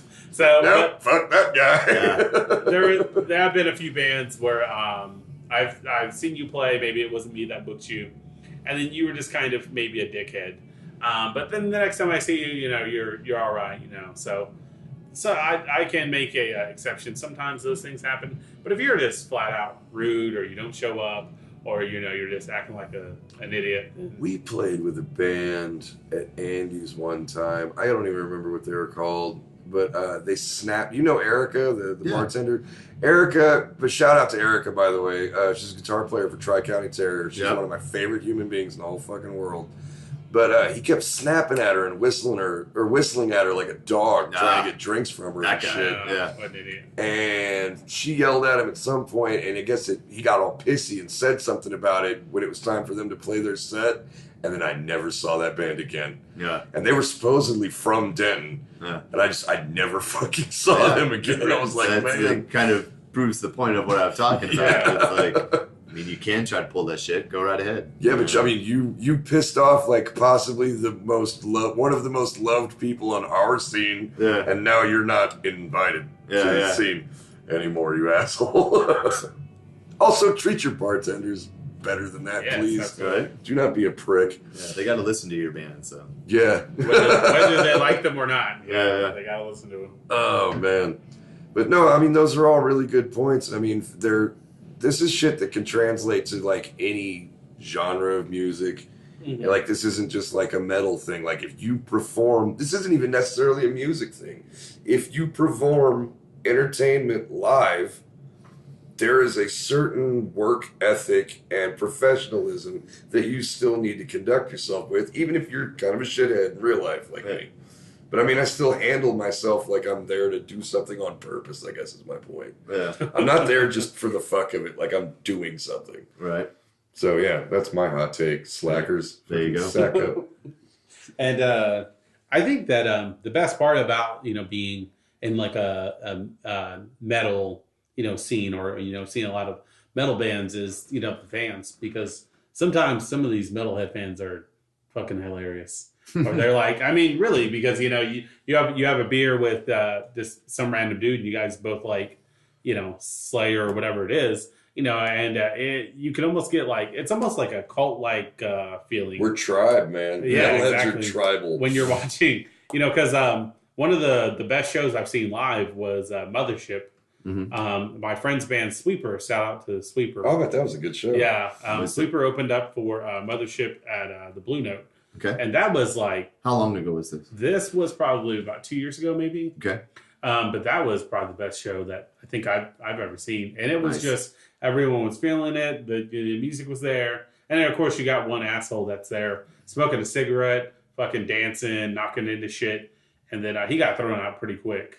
That's always good when they jump on that shit. And then there was that guy that tried to grab your scepter. Right. I brought that up on the podcast. Yeah, I was like, because I heard it wrong. You were telling Jason the story, I think, outside, and I was like, you fucking stabbed somebody in the face with your spear? That's awesome. Almost. Like, you were like, no, but I would have. No, it got real close. It got real close to that. As soon as he grabbed John, that would have been the end of that guy, I think. Again, though, you guys are just much more patient people than me. But you were at the show where I got down, we had a guy that was crowd killing. I don't think I saw that one. Okay, yeah. He was down there like throwing spin kicks and fucking fisting shit and knocking people over. And at one point, he kicked this dude in the back of the head. Yeah. Like the guy was just watching the show, didn't even know this guy was doing all this fucking nonsense behind him. Right. Spun kicked him in the fucking back of the head, and I took my bass off, got down, and walked this dude out the front door of Andy's. Nice. I was just like, you need to fuck off. I was so mad. Yeah. The bouncer was just staring at me like, what are you doing? You're in the band. Right? Nah, crowd killing. This is another hot take. You crowd kill at a Dieselby show, I will climb off stage and probably come after you. I hate that shit. Circle pitting is the proper etiquette. Yes. Or even just a good period. wall of death or something. But like, don't be that fucking guy. It's not a fight. It's a pit. Yeah. It's supposed to be a happy yet physical and aggressive You're there had a good time. Trying to kill each other. And the thing that I don't understand about the hardcore dancing and the crowd killing and stuff like that is they actively get upset if you happen to like bump into them or mosh with them. Hey man, fucking watch it. It's like you're fucking swinging your arms and legs around. It's like, get the fuck out of here. Yeah. You're the one flailing around like a fucking moron. Mosh, do your thing, you know, like fucking express yourself. But that doesn't mean taking cheap shots at people. We went to Mayhem Fest, and there was like a whole group of them. There was like 5 or 6 kids. They were all. It was a Mushroom Head was playing, and all these dudes got down there and started to fucking do their hardcore shit, and then forgot like Mushroom Head stopped. And then Body Count went on, Ice-T's band. Oh, yeah. Nice. And they started crowd killing again for a second, but at this point, everybody else in the pit started to do this giant circle pit around like the sound booth. And that guy was nervous. The dude running the sound booth was like, oh my God. And then I see all of these dudes still crowd killing in the middle, and you just see the whole seat part on one side, just Wall of Death style. Yeah. And I'm in the back. Just watching and drinking a beer, I was like, this is going to be great. And though that fucking wall hit and swallowed those kids up, and it just, no one was there anymore. It's like, they just got split up immediately. No one saw them again ever. They disappeared into the abyss. Yeah, man. That was a fun show. I met Ice-T's wife, Miss Coco. Oh, yeah? That lady is a head turner, man. I'm not even saying, like, I super think she's attractive, but it's like, when she walks into a room, you can tell that somebody just walked into the room. Like, it was a whole different energy. I can't explain that any differently. Did you meet Ice-T? I did not meet Ice-T. I got to, like, just kind of fist bump and then move on, but I was down in the press pit. The problem is it was like 110 degrees that day. Ooh, yeah. Good Lord. Was it like in a parking lot where like the asphalt's like beating back the heat? It was at Jexa, which is a completely outdoor venue, because I was supposed to interview George Fisher from Cannibal Corpse, Corpse Grinder. And then like their agent came up and was like, he's not even leaving. She's got his head soaking in a bucket of water right now. He's like worried about making the set without passing out. Yeah. Because I don't know if you know this out there, but Corpse Grinder is a big old boy. Yeah. And perhaps not in the best shape ever. Right. 99% neck. 99% neck. That is so damn true. Yeah. But I got to talk to dudes from Mushroom Head, and they are still bitter about Slipknot. I didn't even bring it up. Like, I specifically was like, I'm going to talk to these guys, and I'm not going to bring up. And they brought it up. They brought it up. And I was, because how did they bring it up? It was real casual, like, too. But he's like, yeah, man, we just like around the scene. We're like, hey, we should put on masks. And then, you know, this other band started to do it, and it was like, not touching that, man. Yeah. And then I met the dudes from Suicide Silence. Ah. Okay. And here's the deal with that. I fucking hate Suicide Silence. I'm just not a fan of deathcore. I'm not either. And I had to sit there and talk to this guy. Like, I was really super into his band, because that was my job. I was working for a website. I was doing that. And I was just like, the whole time I'm just like, I fucking don't like you guys. I don't even really know that much about you. Like, just not digging it. Just not into it at all. But he was super cool. Hey, that's good. Sometimes that happens, man. And you know, it's that's the weird thing when you like actually like personally like know bands. Is what's weird is that you can totally dislike a band, their music, but they can be awesome people and you can be friends with them. For sure. And what's weird is conversely, you can totally dig a band and their music and they are total shitheads, but you don't really know until you know them personally. So it's this weird thing where it's like people on the outside, like if you're just a fan and you don't really get access to the inner circle of dealings and stuff like that, you might just be like, oh man, no, you're only friends with the bands that you like. And it's like, it doesn't work out that way. No. Is that we've made great friends with bands that I will tell them, it's like, dude, your music sucks, but you're cool, it's fine. And I don't care if you hate me, we can still hang out. It's fine. Yeah. You know what I mean? Like, I don't have to love everything you do to support you. And I totally know bands where it's like, yeah, man, they rip. But fuck that guy. He's an asshole. You know what I mean? It's Clutch welder. Sorry, is that too loud? But, you know, that's just something weird that you don't really anticipate because, you know, their natural inclination is like, oh man, I love this band. You know, you should be friends with them. It's like, nope. In fact, some of the people that make the best music, especially in heavy metal, are some of the most standoffish dudes. Because metalheads, especially like deep guitar player metalheads, are fucking nerds. And often very antisocial. Right, And I mean, like, once you get in there, they're all right dudes, but like, you can meet somebody the first few times and be like, there's something fucking up with that guy. You got to break down that wall. You do? Yeah, Like, the nerdier the metalhead, you kind of got to get in there. It helps if you're also a metalhead. Yeah. Speaking of, we got to get Rod of Obsidian on here. I'm playing, guys. I love you. Right. They know I love them. So you guys got any worst shows?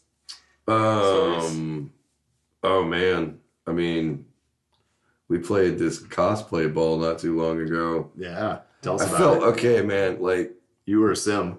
yeah, we were, because we were broke, so we needed costumes for the Not the whole band. It was you and your wife were a sim, and then No. the guys were all each. The whole band was Sims. Heather, Oh, okay. No, Heather was Wendy from Gravity Falls cartoon show that we liked. I thought you were going to say Wendy Torrance from The Shining. No, And you'd be Jack. Yeah, man, that would have been. I would have killed that shit. Are you kidding? I admit, I got a little rough. Right. So, that would have been fucking sweet. I might do that next time. But no, Diesel Beast came as Sims because we were broke, and I was just like, if we just put a bunch of diamonds on headbands, we'll be Sims. But it was like this whole cosplay show. Like, there were some really great costumes. There was this fucking dickhead in a demon costume that was like the size of 3 people standing in that hallway that is Andy's. And it was, I felt bad for this guy because his costume looked fucking amazing, but it was like everyone was mad at him. Yeah. We're like, move, Right. move. Get the fuck out of the way. But the whole show, and we've talked about this before, but I hate it when there's a DJ on a metal show. Yeah. I'm sorry, not to disparage DJs, you guys, but Why would they have a DJ on a metal show? I don't fucking know. But they opened the show with the DJ. Hmm. And so he did his DJ thing, and I got wildly drunk because I don't like that kind of music. Right. And then we got up, we played a really great show, and the whole gimmick was this: is it was like a cosplay ball, like legit, like convention goers cosplay thing. It was thrown by a superhero, supervillain, local guys. We love them. We stole their we didn't steal their guitar player, but we've Borrowed? Kind of did. kind of did. He's still in superhero, supervillain, but we're keeping him busy. Yeah. But anyway, so the whole like selling point was that there was this big costume contest with money in it, right? Right. And for some reason, they stuck the costume contest between us and the last band Right. Instead of saving it for the end. instead of saving it for the very end. So we go up there and play, and have a good show, and then they do the costume contest, and then that fucking place clears out. Oh, fuck. And the last band, who was superhero, supervillain, who were the guys that organized the whole fucking show, Got played for hosed. like us and the DJ. Yeah. And I felt so bad. Like, Evan was kind of pissed, and rightfully so, but I was like, you guys really should have organized that a little bit better. Or like, that's planned. put you guys on in the middle and then do the costume contest and then have us play, because I'll play to an empty room. I don't give a fuck. What I've about done you? it before. You, Greg? As far as like bad shows, we've played shitholes and we've played with like crap bands and stuff like that. We always try to salvage something out of it. Where we'll make a new fan or, meet some cool people or make friends with a band. So I don't really know of like really any show that just outright sucked like all the way around. I've never seen you guys suck. I've seen you guys a bunch. I've never seen a bad Swords on Devil show. Like I said, we've definitely like fucked up plenty and Oh, I'm sure, and but all yeah. that kind of stuff. As far as like bad shows, I can think of like getting hurt on stage. That's not super but to fun. me, that would have been rad, dude. I would have taken so many pictures of you. Oh, well, not with the hip thing. That would have sucked. But the blood on the face thing, that blood was sweet. cracking my head open. That's hardcore. Showering the front row with my blood all over him. Yeah, that's rad, dude. Sorry. That's so fucking cool. Stuff like that. Getting impaled by Alex's headstock on my head. Okay, I will say that because I've been in very small clubs with Alex, and he plays a fucking Warlock, so it's got that real gnarly, pointy ass It's very solid. guitar. I can and tell it's you very from solid. experience. Yeah, no, like I'm not even on stage. I've been hit with that thing. And Yeah. it hurts. Well, especially his playing styles, because he's jumping around. He's a madman up Chicken there. smiling his ass off.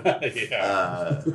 Playing sick, that's not super fun. Yeah. Especially like because I'll headbang a lot, and like anytime I have like a head cold, if I get up there, I'm like a bull with like snot and sweat flying everywhere. This is part of the show, though. Yeah. Disgusting. Yeah, it's The just fans- I feel bad for anybody in a 10-foot radius around me, you know. They can go home with a souvenir. Yeah, It's not on them. sorry, man.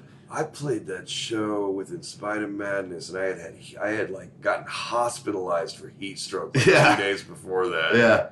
That was rough. Yeah. Because like we just kept playing.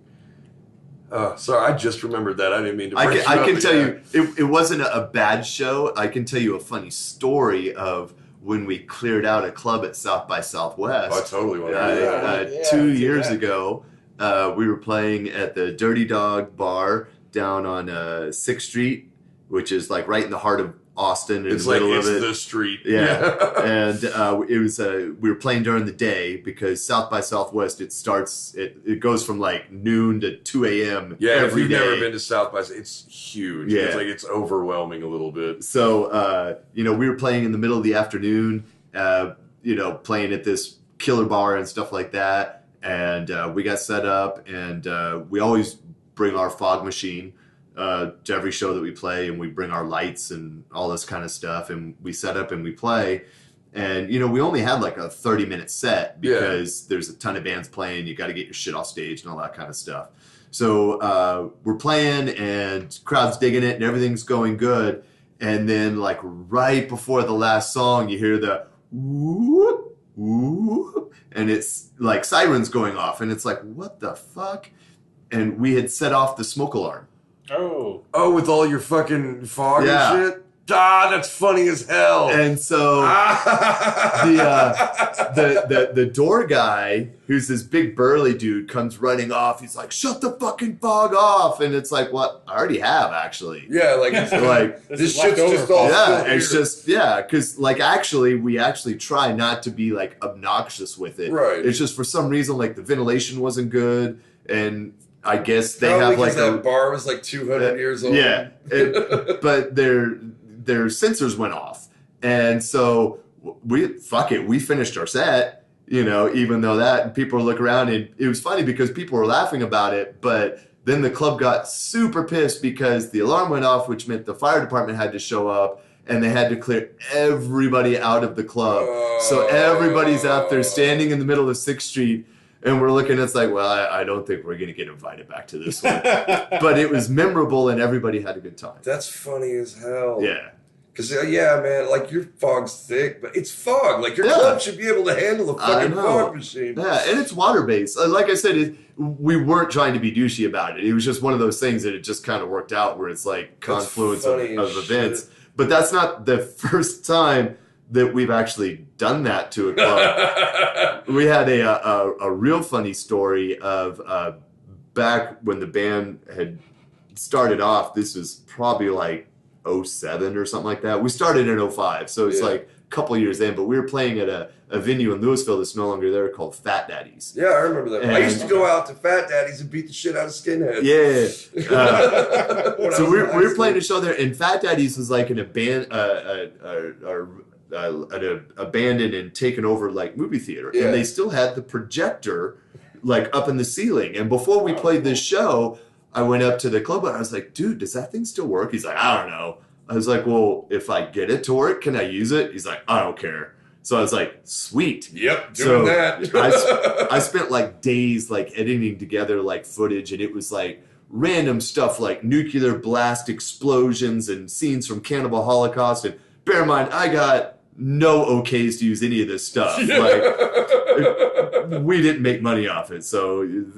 But that's like, my whole rule. It's like, if I'm not making money off, I'm gonna do whatever. But I got like all this random stuff, and we got 2 fog machines and lights and all this kind of stuff, and it was this big epic show for like a local show. Yeah. And we're playing, and the people there were just like, what?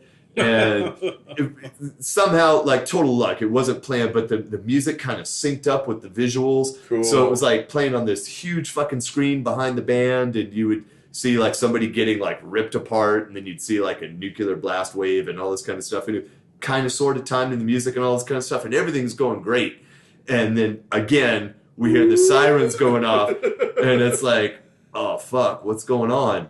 And we get to the end of our set and we stop, and then the club owner, who was much nicer than the guy in Austin, he's like, we got to get everybody out. And I felt really bad because then again, the fire department had to come out and stuff like that. But what was weird is that even though we cleared off the stage and everything like that, the movie reel was still showing, and the strobes from the lights were still flashing, and it felt like the end of Alien because the whole fucking venue was thick with smoke, so that you could see the image of the movie like played on the fog. Yeah. And then there was like random strobes going off throughout like the back of the club, and then you could hear the siren going off, and I was like, I feel bad, but this is kind of a proud moment. Yeah, man, that's because we took so like cool. a packed out club and we got everybody out in the parking lot. Then it turned into like a parking lot party where there's a bunch of kids out there drinking in the parking lot and stuff like that. Can you reenact that? Yeah. We'll try to pull that off at Sessions. I was playing place in Dallas. I think it was like the Lakewood Bar and Grill or some shit with this like rock band that I was sitting in with, and the drummer and I were out back smoking, let's say a cigarette. Right. Let's just call it a cigarette. Colorado cigarette. And we were passing the cigarette back and forth, and then like when we were finished with it, we just kind of like flipped it off into the air and didn't think anything of it. And we go back in and go to play the second half of the set, because we were basically playing 2 sets that night with an intermission in between.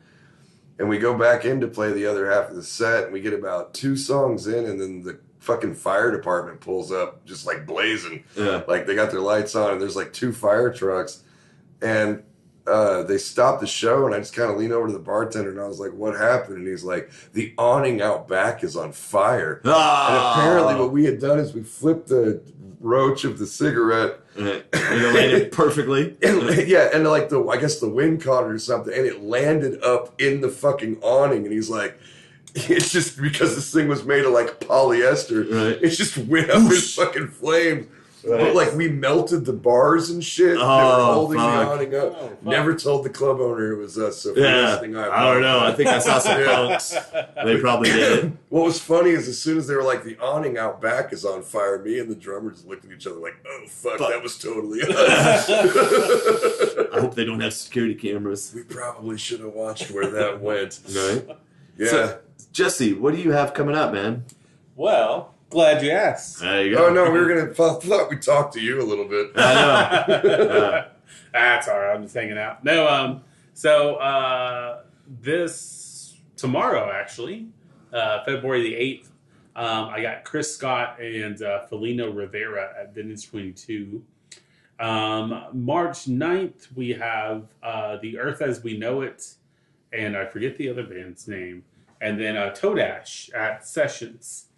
So every Friday from here until May, I have a show at Vintage 22 in Ada, over there on Main Street.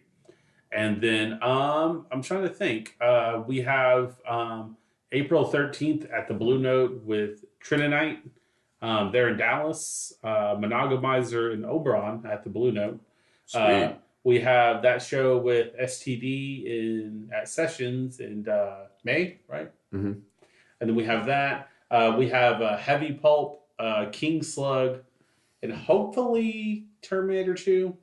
But I don't think we can get them March 23rd in Sessions. And then the week after, we have Rachel Lynch and the Day Drinkers and the Indigos at Sessions as well. Man, you're not fucking around. Yeah, you're killing it. Yeah, man, seriously. I try to stay busy, and I try to just keep doing it. You know, I mentioned the awful dance parties earlier, and I think you should bring them back. Well, I'm glad that they happened because they taught me to just do the show. Yeah. And I can't, and I'm sure you guys can relate, but to retro dance parties? Well, no. You were talking to the right guys. There's just something about when like everything is going horribly fucking wrong. No one's there at your show, right? And like there's this fucking like Hall & Oates playing in the background, and you're just like standing there like, well, no one showed up. The fucking Elks Lodge or whoever it is, the owners are just kind of like staring at us, wondering why no one's drinking. And so after this, we're gonna pack up our stuff and leave, and they're just gonna like severely hate us, and and then tomorrow, the life of a promoter. Just then, everybody secretly hates you. They may or may not. I don't know, but and then you just move on with your life, and then you get to do cool, awesome, rad shows with awesome, rad bands, and then you live and you learn and you continue to expand your bag of tricks. Yeah, absolutely. But so, who you're booking with Sessions? You're booking with Vintage 22 and the Blue Note. Yeah, currently we got. So I'm also the booking manager for Cowdy in Woodward. It's my friend Dakota Davis. His friend Mike, I believe, or Tom, and then there's another woman in there, and I can't not remember her name. So apologies to that. But they're a trio, and they play like folk indie style music. Okay. But we're playing. They have a show in Dallas at the Opening Bell Coffee, March 23rd, and then March 1st we're at the Blue Note. And then March 2nd, we're in Kirby's Beer Store in Wichita, Kansas. When did this become a thing? Because we've played a beer store. Like, there are just beer stores where you can play shows now. I'm not sure. I was, my really good friend Isaac McClug actually suggested the show at Wichita at Kirby's. So he kind of mentioned that to me, and I was like, all right, shit. Wait, Wichita, Oklahoma? Wichita, Kansas. Wichita Falls is in. You're driving to Kansas to play in a beer store? Yeah. Hell yeah. That's some dedication to your craft. I mean, why wouldn't you? But no, I mean, like, do you want all the reasons? So, it's just fun to do that, Yeah, man. I'm just busting your balls. That's weird. Right. It's just funny to me. You got to bury me somehow. So, right. Well, think, because you're also in Oklahoma. Like, if I drove from Denton to Kansas to play in what's essentially a gas station, like, maybe I should reevaluate some things. But I think that I feel like you're living your best life if you do that. But I mean, you got to kind of like. I think that Craig had touched on this earlier, but you gotta kind of like know what you're about to. Oh yeah, band. No, for sure. I mean, and if you're road dog, you're a road dog. And like, it doesn't really matter. Like, if you're giving me $30 to get down the road, I'll play whatever the fuck. I'll play your yard sale. I don't give a shit. Yeah. So I mean, fuck, man.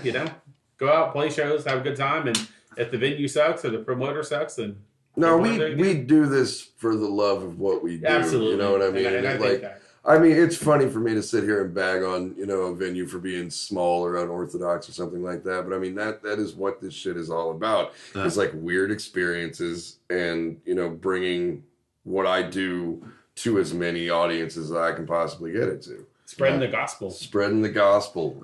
Cult of the Diesel Beast. And whatever other metal is tickling my fancy that week.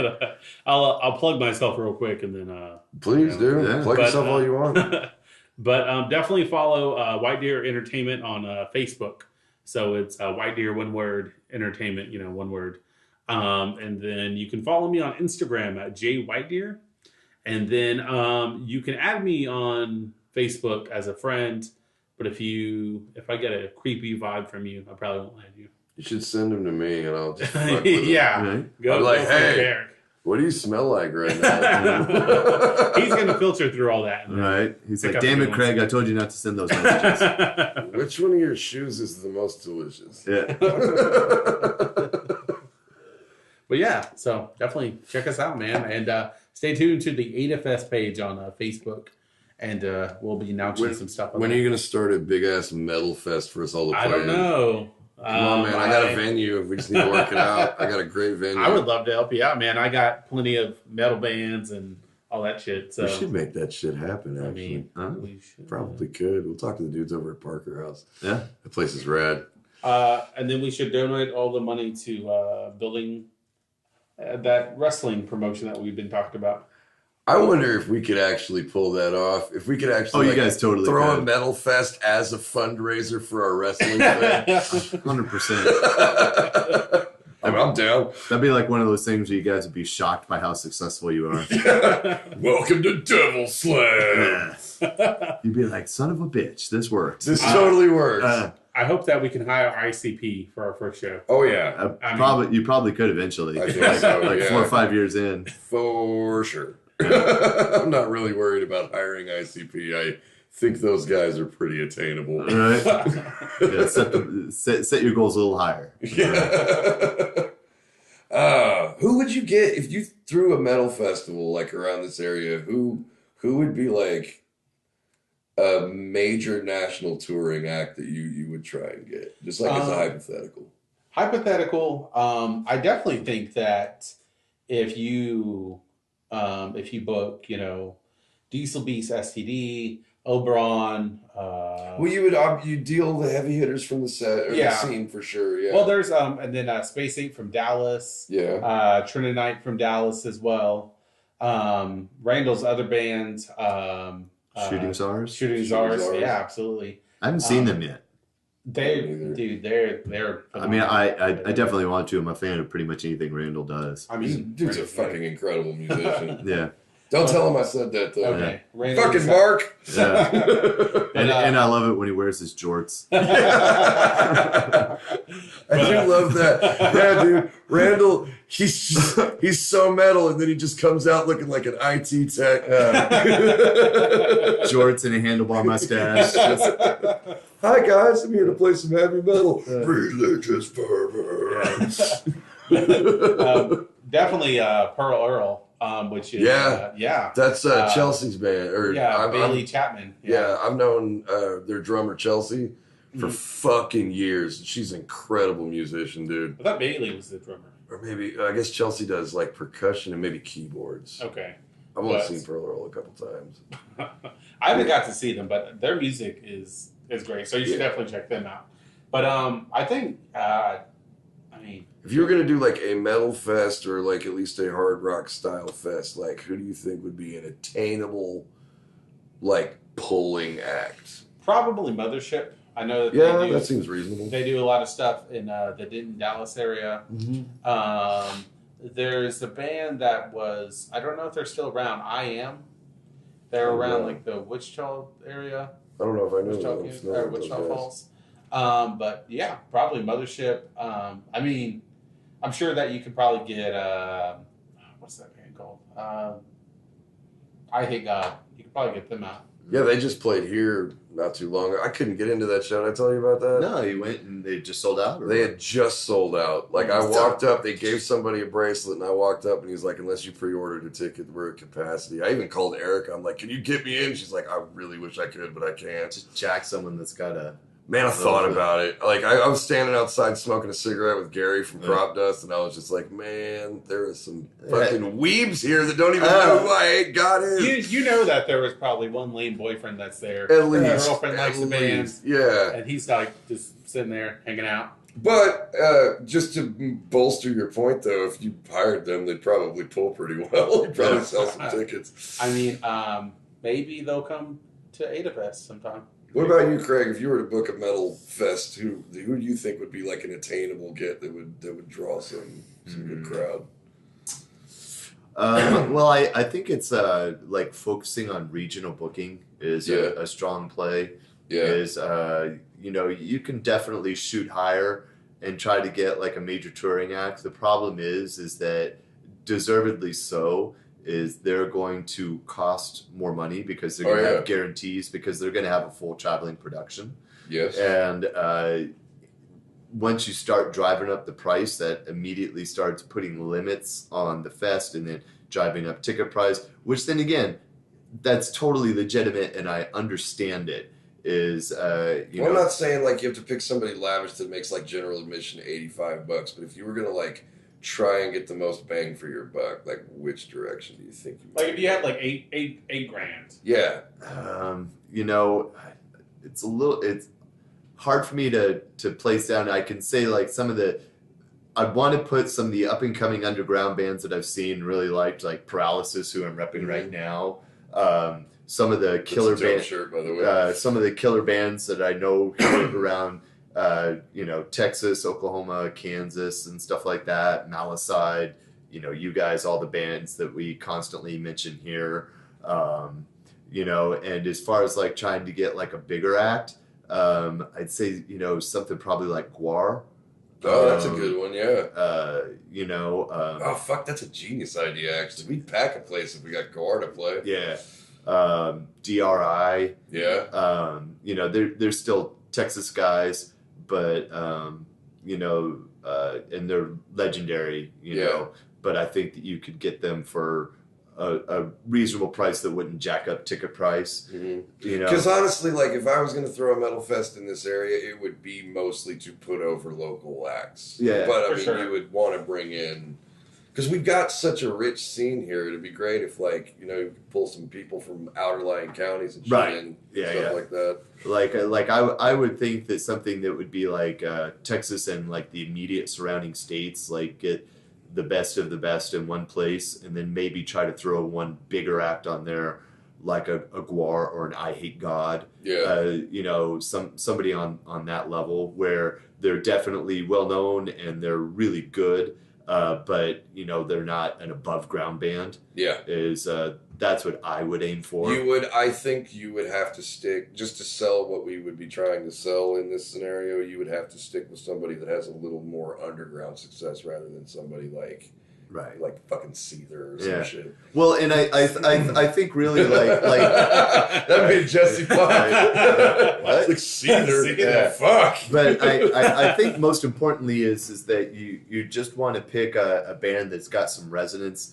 Some appeal for sure, yeah. Somebody authentic that's like a legit fucking good band. And the thing about bands like Mothership or Guar or I Hate God is there's some name recognition there. Yeah. Like for even people that aren't, necessarily super glued to metal or anything like that. Yeah. Goat Horde would be another one. Oh, shit. Okay. Yeah, there you go. So is this happening? Are we booking this thing right now? Someone give us $8,000 so we can. So just send that $8,000 to Warlord Radio Podcast. Yeah, we accept PayPal, Venmo. Jesse, we love you very much, man. Thank you for coming out. Thanks, brother. We're definitely going to harass you and bring you back on multiple times. You're definitely going to be back on. Just because your chump ass will drive 2 hours to be on our show. No, joke's on me, right? But thank you so much, man. We really appreciate it. And thanks for the insight on kind of the Booker rules. Like, hey, don't be a fucktard. Well, it's good. One of the things that we like doing is bringing in people with different points of view, and we love having bands, but we don't want it to be just bands. Yeah. It's like having the promoter point of view is really important, because you guys are part of the scene. I mean, the thing about it is that the music scene isn't just musicians. No. Is this whole network of merchandisers, promoters, bookers, fans. And it takes all of them to make it work. So it's like that's the thing about the underground scene is that you don't have this separation of band and then everybody else. It's like, nope, you're all in it together. Yeah. And if you don't pull it together, it's going nowhere. It definitely takes everyone working together. And I mean... And it takes everybody promoting each other and supporting... Letting each other over, exactly. Exactly. I rarely leave this town to go see shows unless I know the band's on the bill. Like, I'm not driving to the Bomb Factory or some shit like that to go see Flogging Molly or whatever. But I will go out to Wits End to fucking catch Silver Tongue Devil. Yeah. I mean, and honestly, like, a lot of my favorite shows, like, I do love going to big shows. Yeah. They're fun. And it's always great to see, like, a longtime band that I've loved forever. But, like, in all honesty, my favorite shows are club shows. Mine too. I love to see bands in that environment. Like, I don't care if I'm one of 10 in the audience or if it's fucking butts to nuts all the way front to back. Like, I've had a blast at both. Yeah, sure. It is really the only thing that matters to me is if the band on stage is bringing it and offering something interesting. And, The first time I ever saw Dead Hawk at the Double Wide, they were opening, and there was like 6 people in the club. Yeah. But I was glued to the band. I was like, these guys are fucking awesome, man. Yeah. And I've had a lot of those types of experiences where it's like had just gone to watch a show and had a great time, and a much better time than if I would have gone to the Bomb Factory and paid $20 for a beer. Yeah. Yeah. So it's also, have you ever done this where you go to like a random metal show and you don't even really know anybody on the bill, and then you're like blown away by somebody on the fucking lineup, and you're like, I am fucking glad I came to this. That's how I discovered Pallbearer like that. I had never fucking heard of Pallbearer before, and I caught him at the house tour. I didn't know anybody on that fucking Pacific bill, and Pallbearer just blew my shit out of the water. And that's the whole fun of like going out to shows. So get your ass out to a show. Get your ass out to shows. Not for any other reason than it's a fucking good time. It's like maybe not every single time you're going to see your favorite band, but you definitely will find something interesting. But you only will if you get out there and go. And you might get a cool shirt from there. Get some merch. So get out there and support because you fucking want to. So one last time, thank you again, Jesse Whitedeer, for being guys. you. Yeah, not even for doing the show, just for being you. Yes. Well, thanks. That's the first time anyone said that. Just for being awesome. I will say that who's ever listening to this, if you're on a date and you made your date listen to this, I hope you get laid out of it. There you go. That's what Warlord really Let us know if we were the reason for you getting laid. Send the photos to Warlord Radio Podcast. Yes, Karen Jesse Whitedeer. Please don't send us photos of you fucking. Please don't. No, we don't want that. All right, goodbye, everybody. All right, later, perverts.